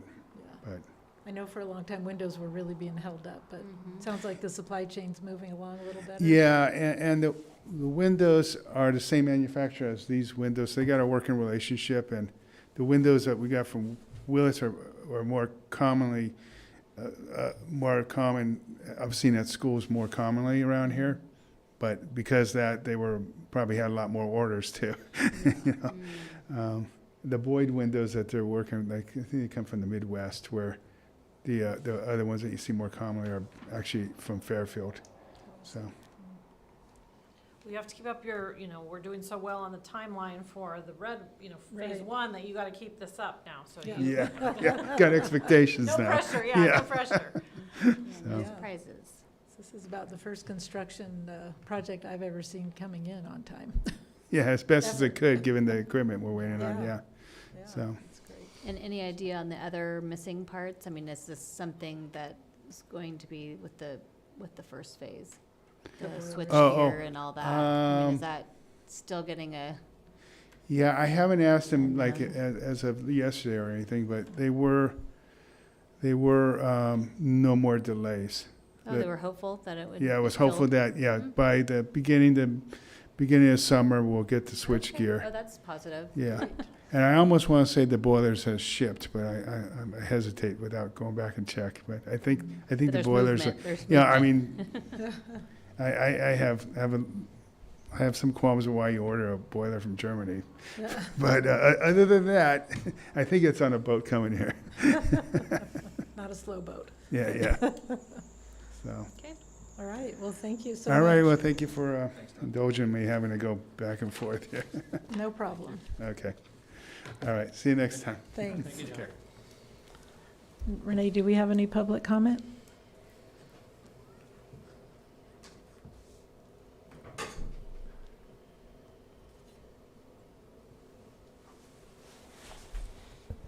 No, we do not. Okay, thank you. I'm sorry, there is something. Oh, okay.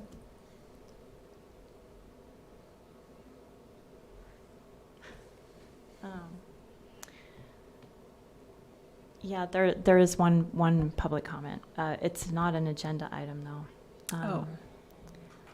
I'm going to forward this to Joe and Mr. Alders and let him decide what to do with this. Okay, thank you.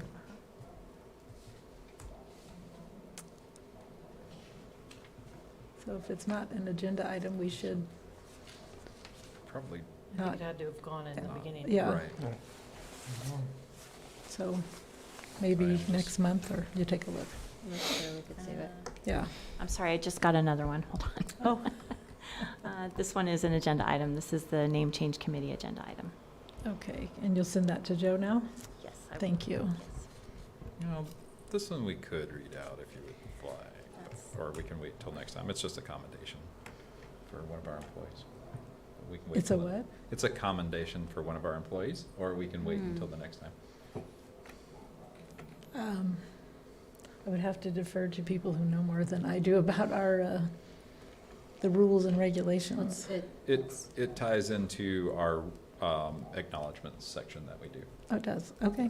So, Well, it's always nice to celebrate, so okay. let's go for it. So this is from Darlene Neal, and that she says, I want to acknowledge Renee Holes for her outstanding professionalism as your administrative support. I've supervised administrative personnel in many capacities for over 30 years, and she demonstrates outstanding qualities. She's responsive, supportive, and knowledgeable. I hope you appreciate her and all she does for you on April 26th, Administrative Professionals Day. Oh, well, thank you for sharing that. And thank you, Renee. Enough said. No pressure. We'll move on to, there's one more? There is, and this one's on our next agenda item. Okay, So- so we'll go ahead and Okay. discuss that. So we're on to information and discussion, 11.1 Facility Naming Committee updates. And this is from Jay at mcn.org is an assigned Jay. So, dear board members, I hope when you discuss forming the committee for a name change that you make the committee large enough to get a good representation of all aspects of the community.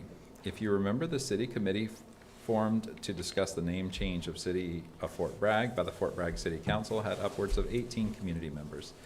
I would highly suggest that starting with a larger committee, since it was such a highly sensitive topic and is one that is surely controversial and is already dividing our community in many ways.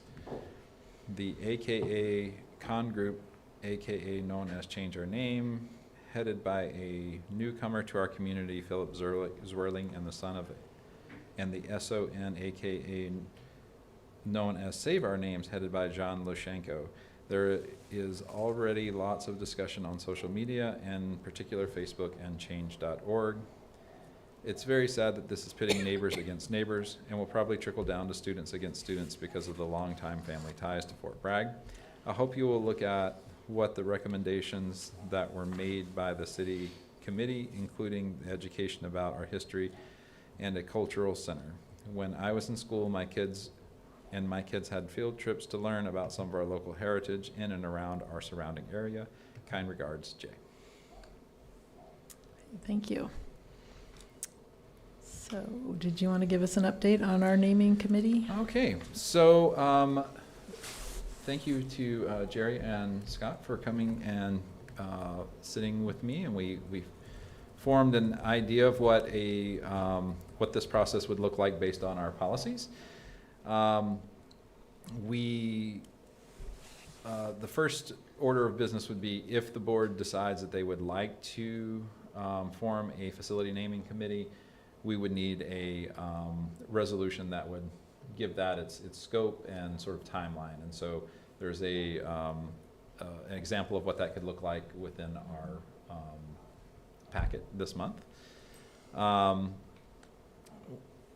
We also would like to bring forward an application for participation. I'd like to bring that forward in May to have the committee selected by June 30th to serve for next school year. I think that's a pretty tight timeline, but at the same time, I think that gets this moving forward in a way that we can hopefully minimize any disruption to our community and still move through the democratic process to support the concerns that have been raised. So, Anybody have comments, questions? So you'll bring us that next meeting? yes. To And, action?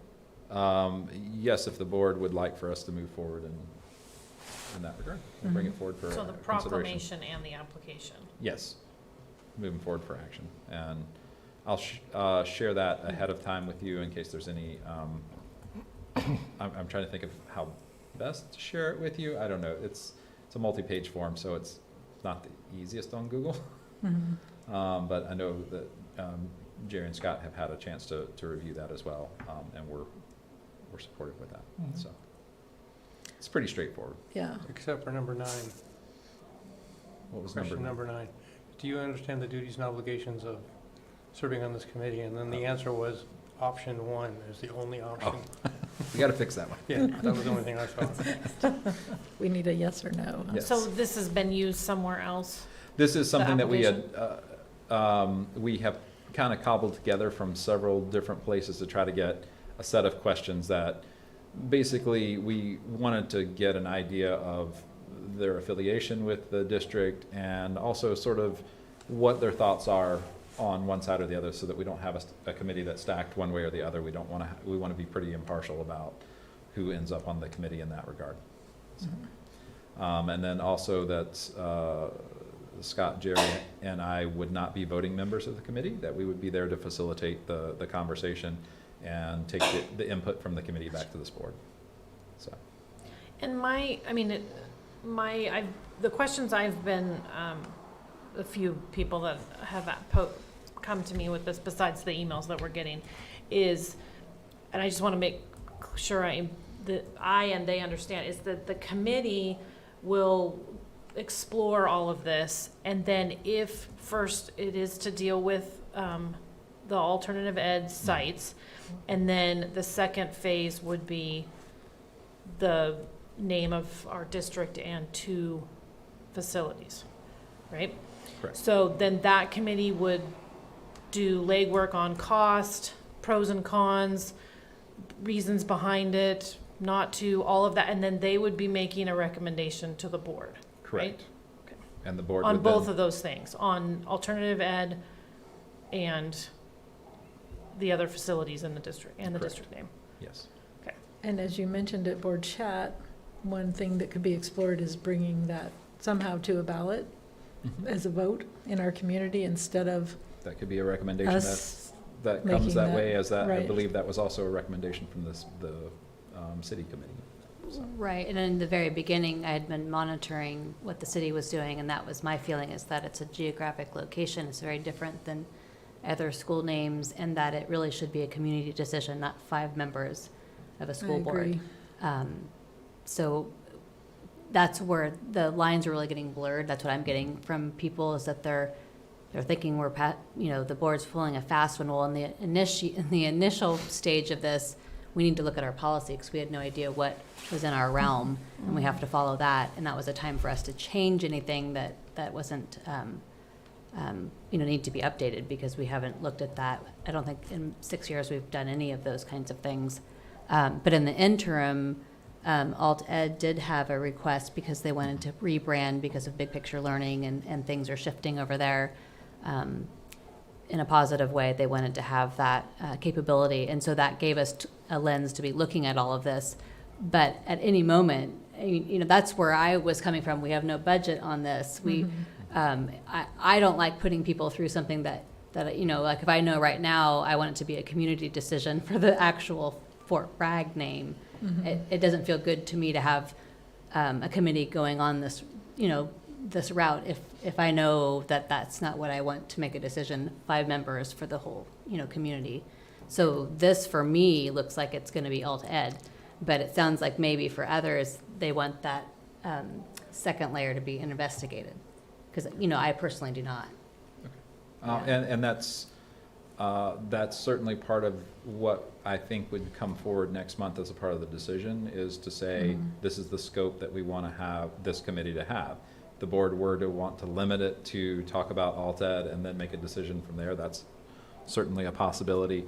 That's entirely within the board's purview as far as what the scope of, you're creating the committee, so you have the ability to set the scope of what that committee, what their role is. Because, well, like the resolution has, it's for one year, and that's a lot to do, or not, or maybe it's too much time. It's like your for grand this. jury. That's what I was thinking. It's the realm of time, so it can be, I guess it can be dissolved at any moment.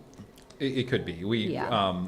it's just not considered, it's considered a standing committee if we don't put any ending date on it. Gotcha. Versus this way, it's an ad hoc committee because it has an ending date. So. So, I appreciate your clarification, Diana. And I think so can we clarify, and maybe Jerry and Scott need to put, I'm now a little unclear on what we're doing. I thought we were setting up this committee so that then they were gonna go discuss all these things. But we're saying, but what I'm hearing now is that maybe we need to narrow that in a little bit next meeting. I just want to make sure I'm prepared for it, Right. because it's a big deal. I Oh, mean, yeah. we're getting lots of emails. Now it's flipped to, which it was on one side. Now Right. we're flipping to the other side. Apparently people think we're pulling a fast one, which I didn't hear any of that. But the concerns I got was that that if people got on this committee that were swayed then they had all the power. Mm-hmm. And I just wanted to make sure that, and I'm great with not making that decision either. Because it's a very deep-rooted, as far as the name of our schools. Maybe not so much on NAYO. So anyway, I just want to make sure I understand what the 5 of us are going to be directing next. So I feel like I've done enough, because it's a hot topic. Whether you're only changing NOYO, I mean, we've had people now say, don't change NOYO High School. I went to high school. That's just as important to some people as Fort Bragg. I mean, now we're hearing from that. So. I just want to make sure I understand what I need to ponder in the next 30 days, because it's going to be. And it's difficult because people do ask questions, and I'm thinking, well, I haven't been to the meeting yet, so I think it's just alt ed, but that was the first to get through the process. And maybe it's because of all the emails we've gotten. Right. Well, Right now I is was when always we're- kind of blurred. I wasn't clear on how or what the committee would be charging initially. Like we needed to, well, initially it sounded like they were wanting to investigate everything, but like we talked at prior information and discussion, you stated that there would be parameters on what this committee would be doing, and you would start with I would think you would start with one topic. Right, you wouldn't want them talking about both, and it would be really great if we can have the NOYO staff, at least representatives, come to a board meeting and present what their reasoning is, why, talk about Maybe big that's the picture. committee. That's what maybe they should be coming to the committee. Well, they should that too, but I feel like if you come to a board meeting and it's filmed and all, then the community can see what this is about. Because I think there's a lot of murkiness. It's not clear. Yeah. And so people, I just know that they really feel strongly, at least about giving their school an umbrella name of Inspiration High, because it really, with big picture, it's just changed the whole tenor of that school. And they want that name to embody that. Now, do they want it? Could it be an umbrella name with still keeping NOYO, Shelter Cove, Lighthouse? I don't.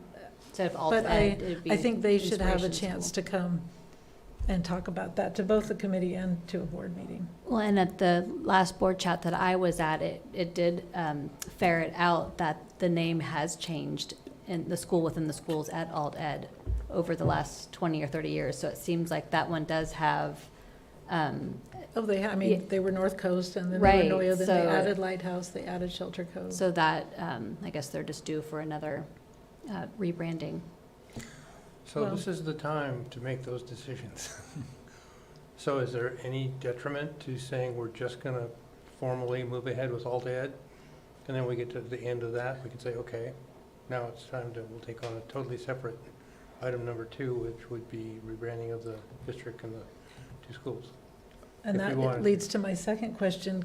Can we meet with city council? How do you go about getting it on the ballot?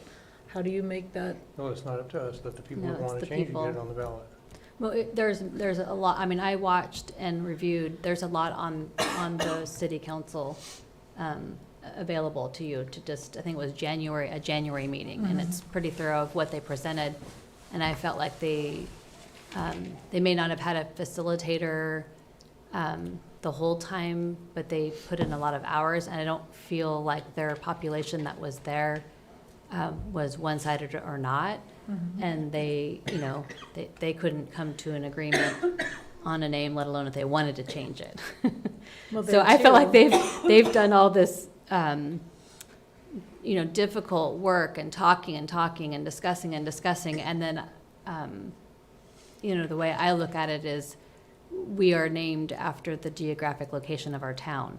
And if the town's name changed by however it did, I don't feel like I want to change our name now, anticipating a different name, because what if they decide, maybe whoever decides and it changes, well, wouldn't we, I like our school to be a geographic location. Because when you do sports and you have a Inspiration High, it's great, but like, where are you from? I guess it's a conversation piece. But most schools represent their town as well as their school. And so, that's just where I'm coming from. Well, I mean, there's a lot of schools that aren't named for towns, but I agree that having the city take the lead, because there too, it would be a stronger message, and it's the community. That's what I see, is the community. All the community members should make that decision. And speaking to a couple of the city council members, I was checking in to see what the updates were. There was a few board members, I don't know if it was all of them, but they were in the same position. They didn't want to be 5 people that made that name change. Right. Because it really is a community decision. Well, you feel like you're dictating. Well, but That's I feel, not, I mean, when I look Facilitating at, something. I really would rather not be voting on that topic, just because I may have, pitchforks in my tires when I leave here. But the other thing is that I totally lost my train of thought.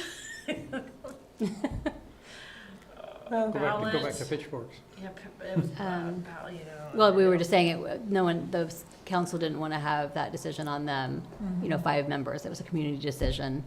And they'd gone through they went through a year and a half, and Which it's is all on. odd that nobody has come forward to a ballot, or at least that we know of.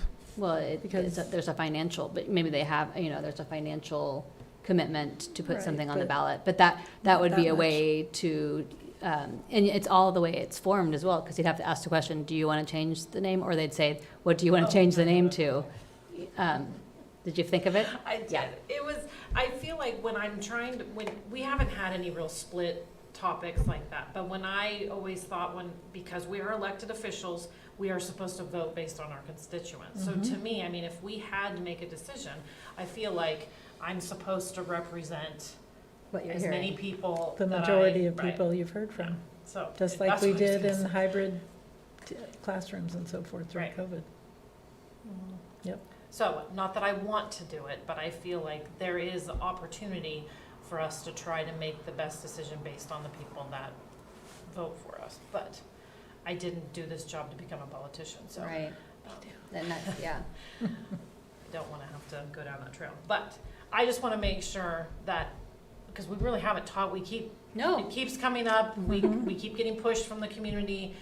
We decided to go with board policy, we're coming with, so I just want to know that I am prepared for if we are going to move forward with a committee next, what do we think?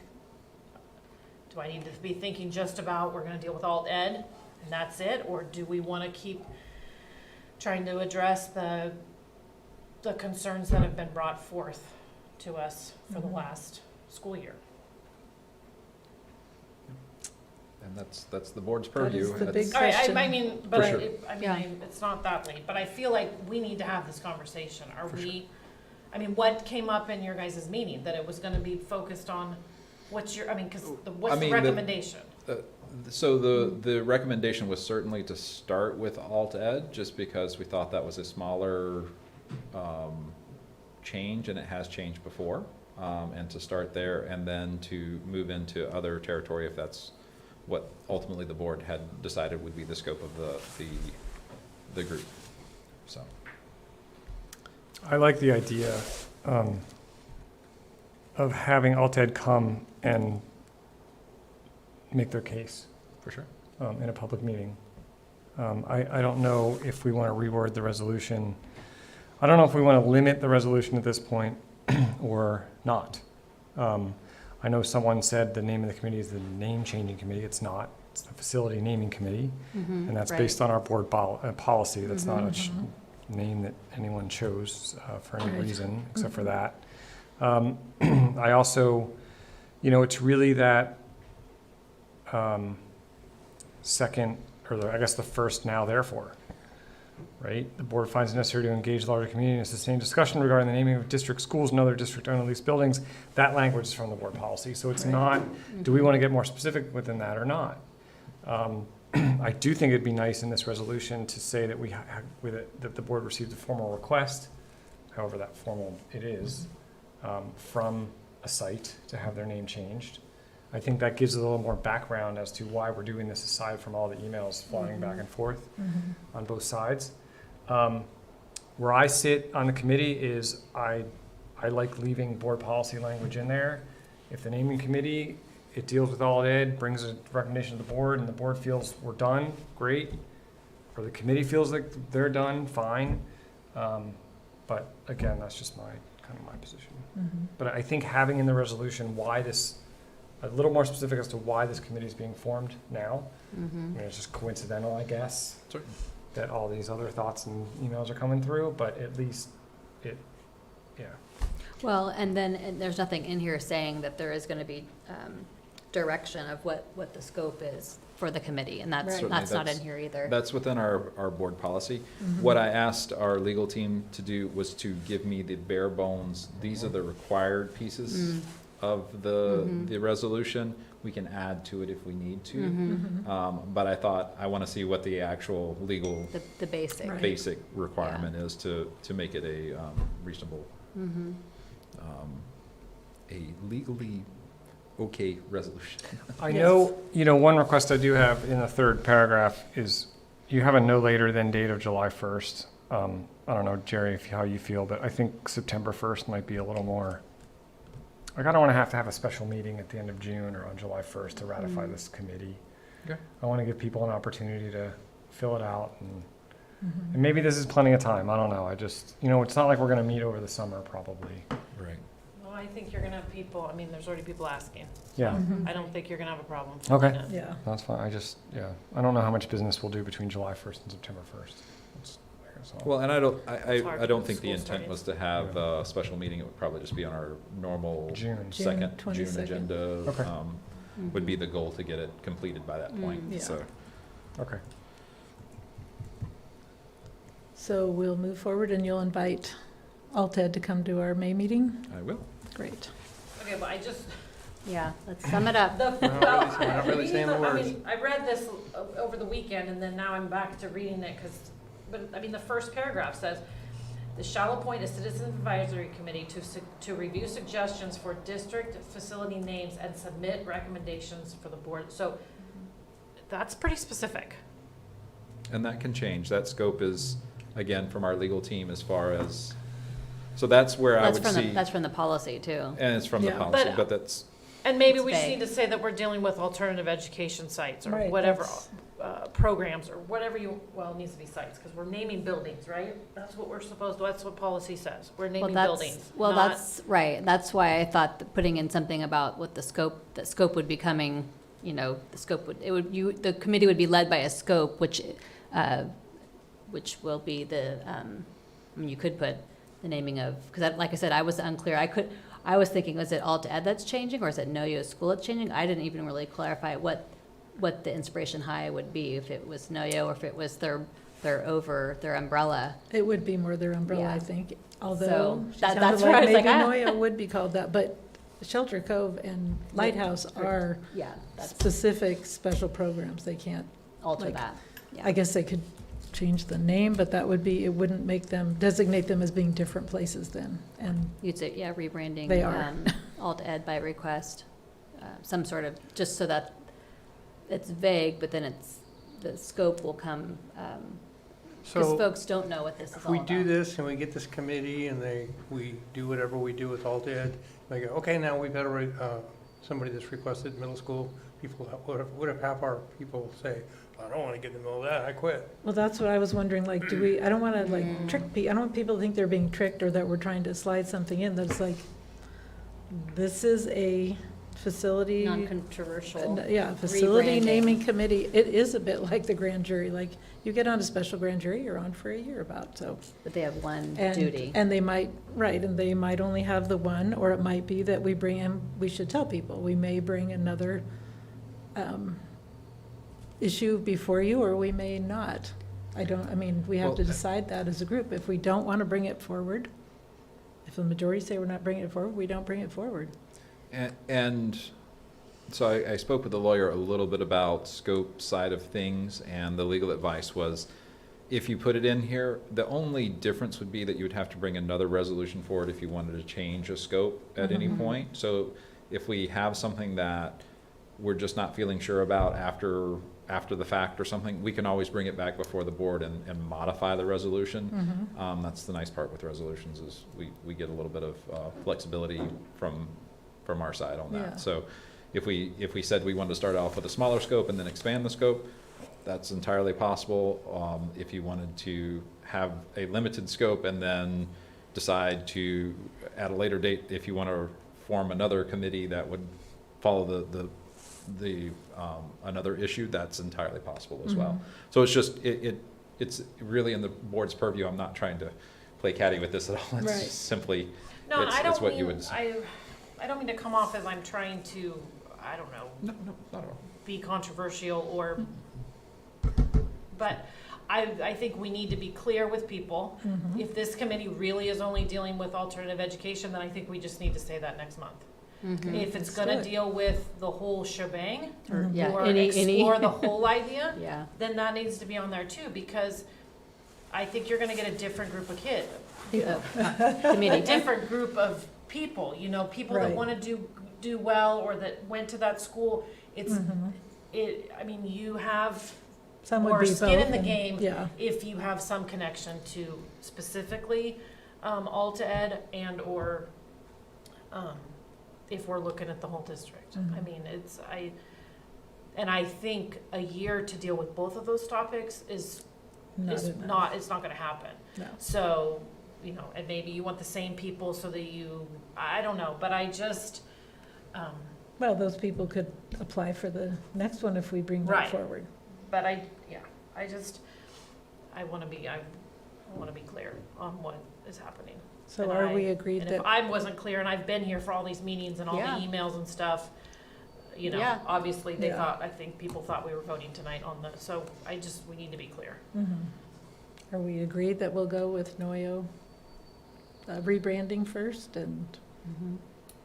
Well, I think in the committee, Jared and I talked about that would be the first topic discussed, and then we'd go from there. You know, my whole thing with this is that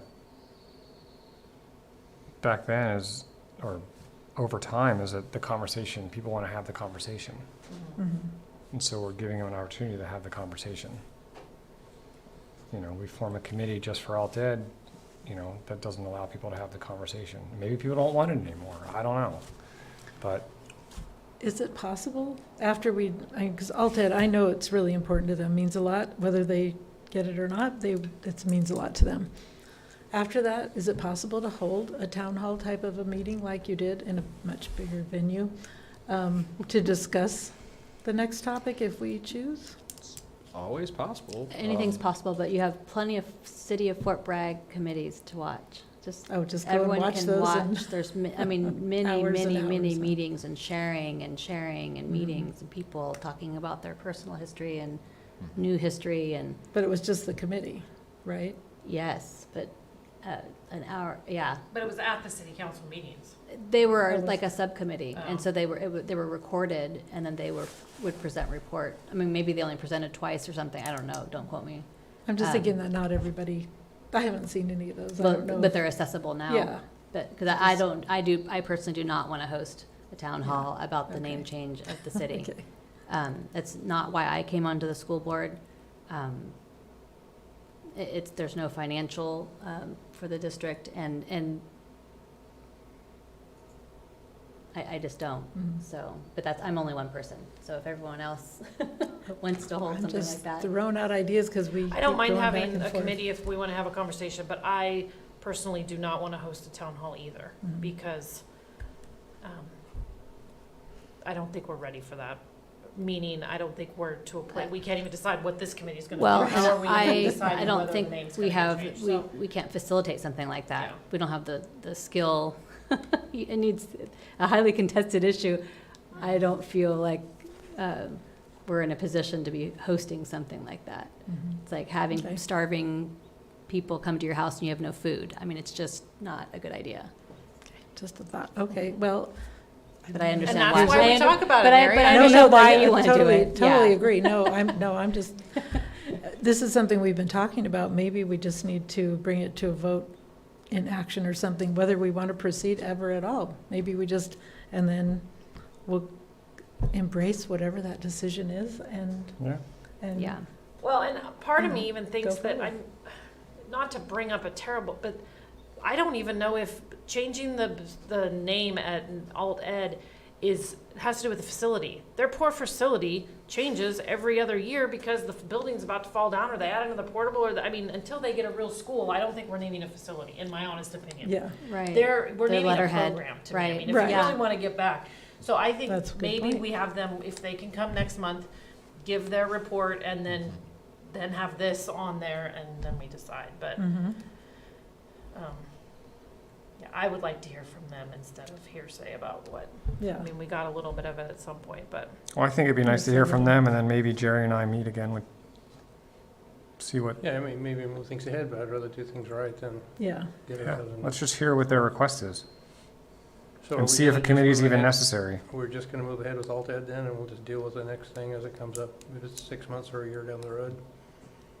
Then we know exactly what we're doing. well, I think we have them come and bring this and the application, so we could, if everybody's like, this needs to be taken care of right now, let's do it, have it on the agenda as listed as we can make, and then, because we can either add more scope to the the Resolution. resolution, Mhm. thank you, if we wanted to add or decrease their scope, but have it on there so we can move forward, because Right. as we know, every 30 days is not, it's a Right. slow-moving ship. Yes, So it if is. they really want to have this happen, I'm Mhm. sure they would really like it to happen in August.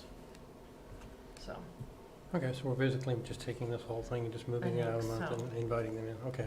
but I Pretty clear. thank you for the conversation, because now I understand what we're doing next time. We've if I understand what everybody's saying, we're kind of we're moving Alt Ed to the front, we're kind of putting the other topic later, and we're gonna approve something next month. Am I understanding what I need to be ready for? That's as Or I understand it. consider something for Consider approval. something It for may or approval, may not be. yeah. Not a name, let me make that clear. No, no. Not No, no, no. changing anything No, that next takes a month. committee. It's to make the committee next. We are Right. appointing a For, committee and then the scope would be decided next month. next meeting, Yeah. to make it clear. And then, and like someone, I don't know, said that we could either, the other issues that people are talking about, changing it or keeping it or whatever. I mean, yeah, we could just make a statement or, yeah, I mean, because to me, like I said, I don't, and I said it from the very beginning, I don't like that feeling that we've got no money behind it, you know, and it's not the right time, and it's not this board's duty, and to keep going down that path. Like, it doesn't feel good to me, but that's Right. just me. But if Well, someone else wants unless to. we put it out there and put it in action and vote on that, we're gonna keep doing the same thing and chewing on Well, the we same thing. honestly haven't had this we have No, not no, had not this this in-depth conversation. of a conversation about this topic. No, no, It that's gets not brought right. up, we kind of, and on we keep moving it. Mhm. And, not that I'm tired of it, but I feel like we're not people express concerns to us, I feel like we are supposed to do something about it. Whatever that is, either, you know. Right. Except when you have two totally opposite factions that are pushing. I know, and but I pulling, mean, so- but that's what I'm saying, I think that supports Scott, okay, if it's time to have the conversation, then let a committee have a conversation. Mhm. But I feel like we can't just,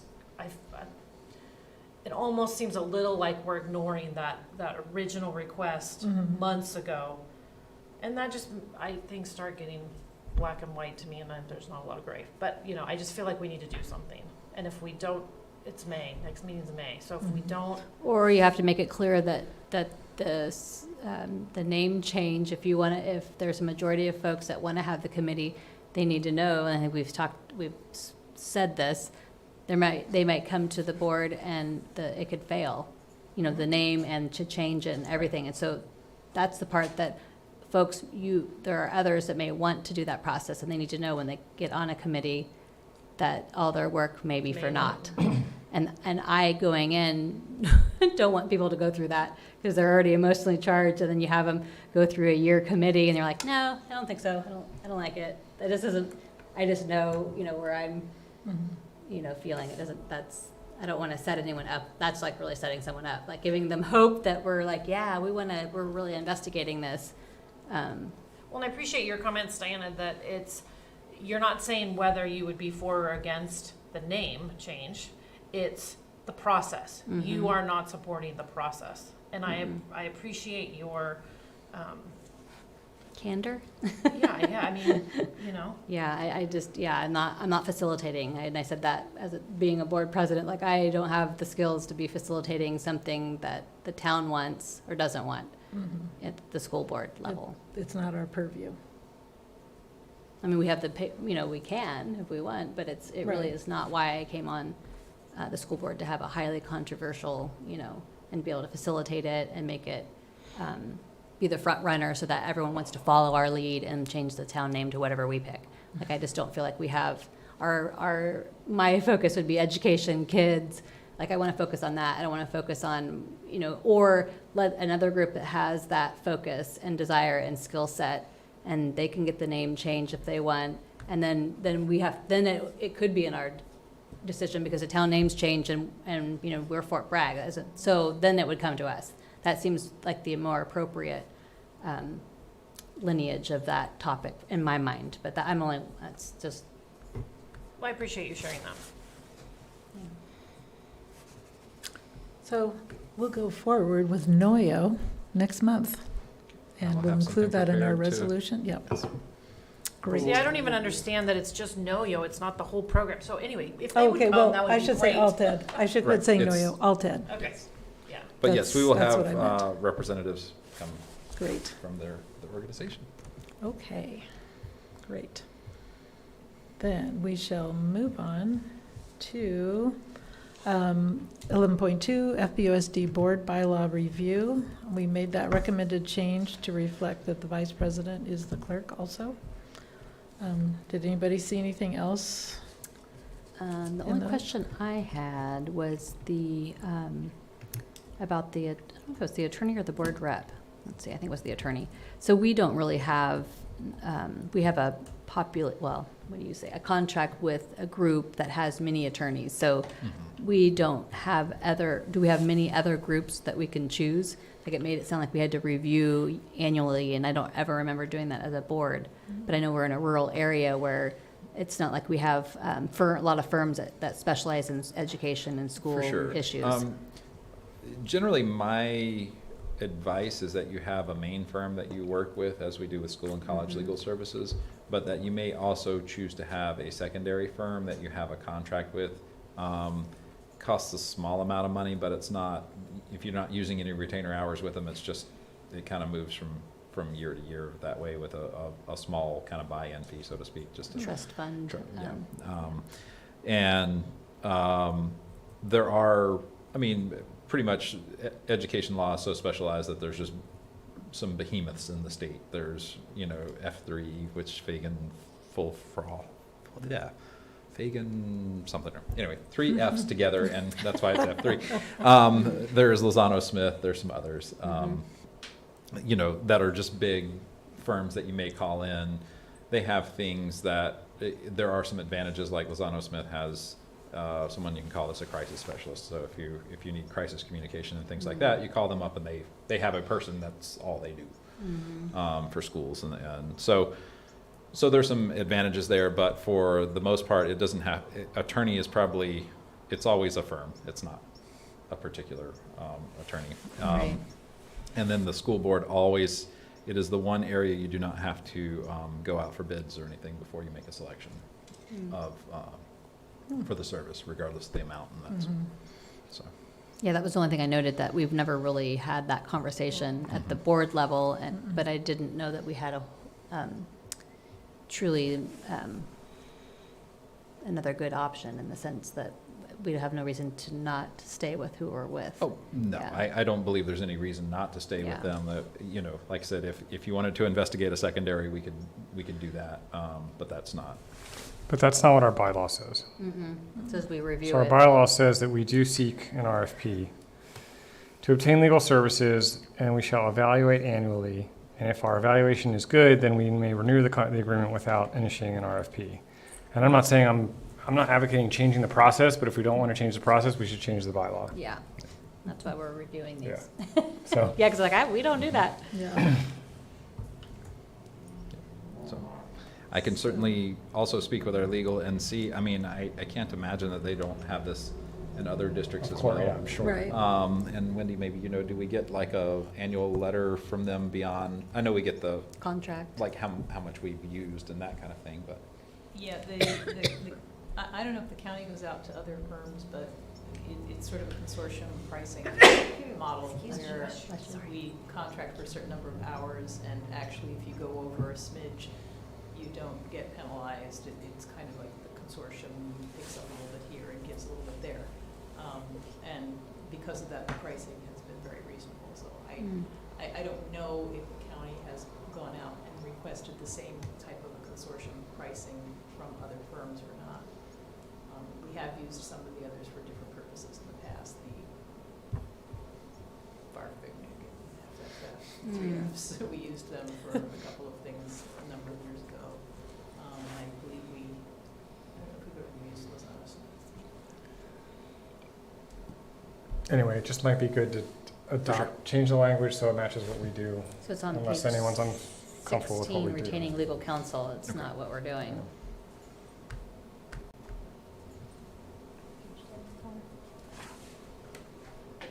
Okay. And any other changes or amendments?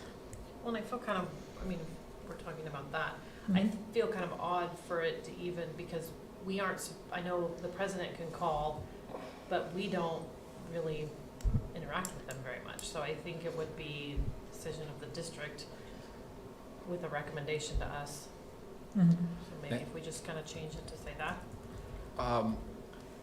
No. And the reason Well, that- being. I guess that's been my experience. Yeah, I'm sorry, and sorry, but just direct answer there. The, because the board can operate separately, you know, they can have their own attorney. I've actually seen, as strange as this is, board attorneys and district attorneys being at odds with each other. Really? Over things in places. It's a very rare thing. I've seen like Yeah, one you don't one really place, want to do but that, No. but you would want to select as a board to protect your Bless interest you. as elected officials serving our community. I would recommend that you have some protection for you as the board. And it can be the same legal firm that we use for all other things, because they can't engage in conflict of interest if they are engaged with another. And school and college legal services is really good. When I've called them about an issue I've had, like say, with another district, they've always said, we represent them as well. We can't give you advice on this. That's why a secondary attorney is a good backup in that situation. So. Well, I guess it's good that I didn't know that, because that means we haven't been at odds with. For sure. And I don't think it would ever happen with the district directly, but it's just one of those situations where the board definitely wants to just for your own interest. which, have- yes, maybe we're misreading it as well, because this is giving, well, one says shall, so that's where I was like, oh, we don't do that. But for our purposes, this is really our board policy, so maybe it's really saying that we have to do that, but we haven't had to ever do this. So we haven't actually, we're not going against it because the district has counsel for the school. So there's been no call for it. And There's this been says no that call for it, so it's that also maybe the that's what it is. district's legal counsel, but I think ultimately from a legal standpoint that it is the elected body's job to approve that and bring that forward as opposed to a recommendation from the district. We're happy with who we have. I'm not, Yeah. no complaints or anything. Served us but, well. we can certainly look into the RFP process at the county level with that, as it is that consortium. So. Or at least just put it on the agenda so that we know that we're we're, Reevaluating. yeah, it. well, that we're submitting a Yeah. retainer again and For certain, and But yeah, That information usually comes in June, late May. May. Yeah. Oh. So we'll, Good timing. yeah. So hopefully we could have an analysis of that for one of our June meetings for sure. Great. Okay, any others? All righty. So we'll move on to 11.3 Board Policy Administrative Regulations Updates. Okay. Sorry about the length there. I hope it worked for everybody that we got that part of things out as early as we possibly could, because we realized how much reading was involved in this particular situation. Let me see here. Did anyone have any questions, suggestions, or concerns about any of the? You okay with the updates? existing options? There's only a few. I did have something that jumped out at me in reading all the red highlighted, that it talks about homeless and foster youth and Indian children. And I'm like, I feel like we should leap into the century and say Native American children, or. I believe that has to do with the act that governs. Oh, okay. And it's the Indian Child Welfare Act. Oh, that we have to And so adhere to that that is the actual language Okay. within that. They Yeah. need to change that. Yes. Yeah, the legal forms are that Okay. way as well, the adoption.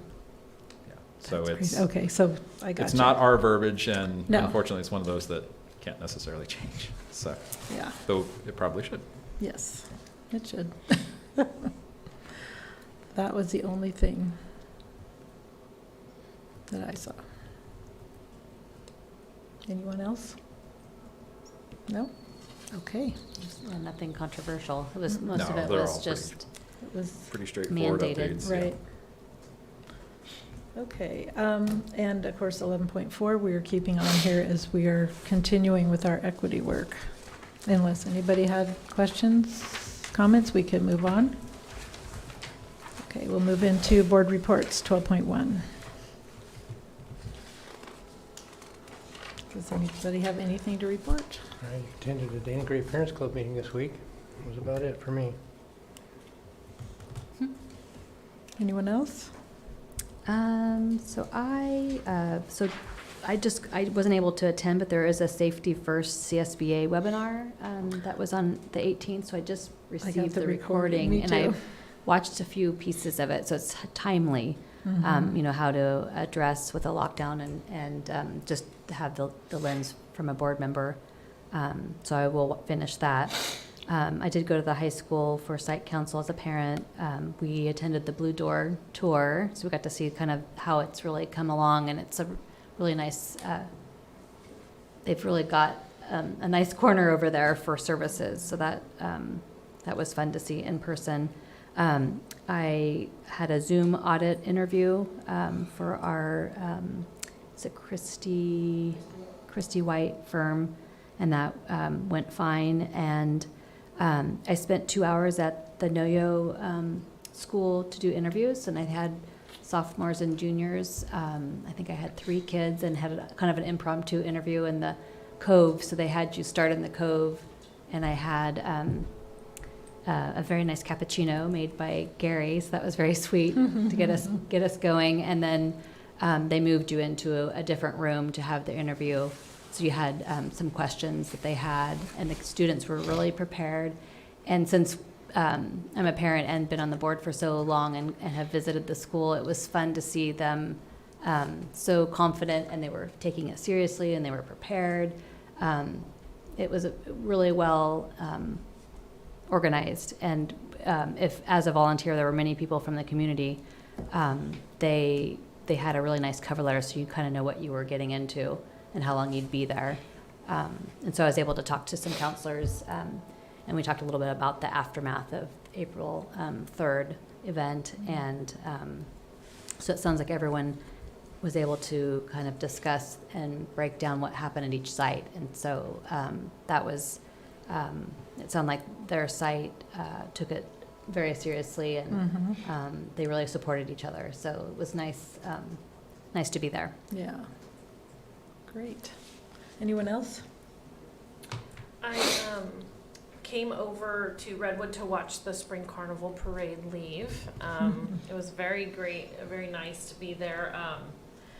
I helped make the decision on whether they were walking or riding the bus, and I felt bad after they left.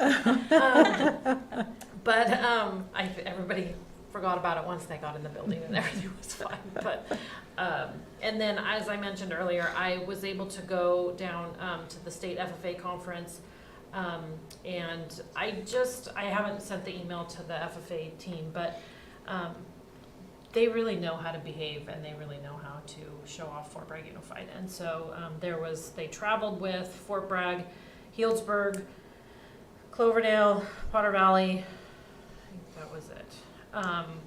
And those kids behave. I mean, it's impressive. And it was great to watch and to see Jamie get recognized. And then we also went to Livermore for the regional, same thing. Jamie and two of our boys did very well. And then the delegates got to vote and do so anyway, I was just very proud to be part of our district and what, it's nice to see kids doing things that we used to do before COVID. And they just did a great job. So. Yep. Scott, anything? Just attended a couple track meets. Oh, those are fun. Yeah. A little chaotic, but fun. They are. Well, you can go tell them that you want to be one of the people moving the, Right. Whatever. All the many jobs there are there.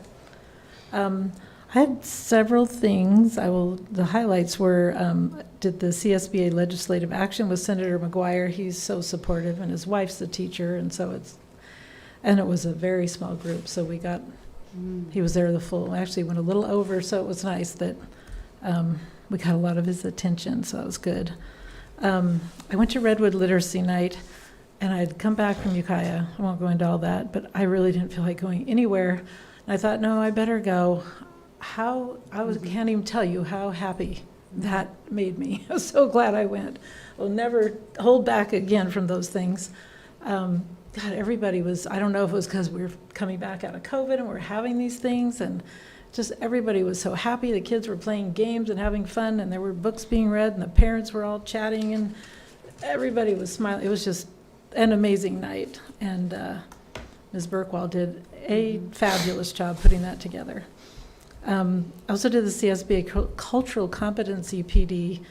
Joe and Kathy and I, because we did the equity training, we could tap into other trainings that were short, like 2 hours.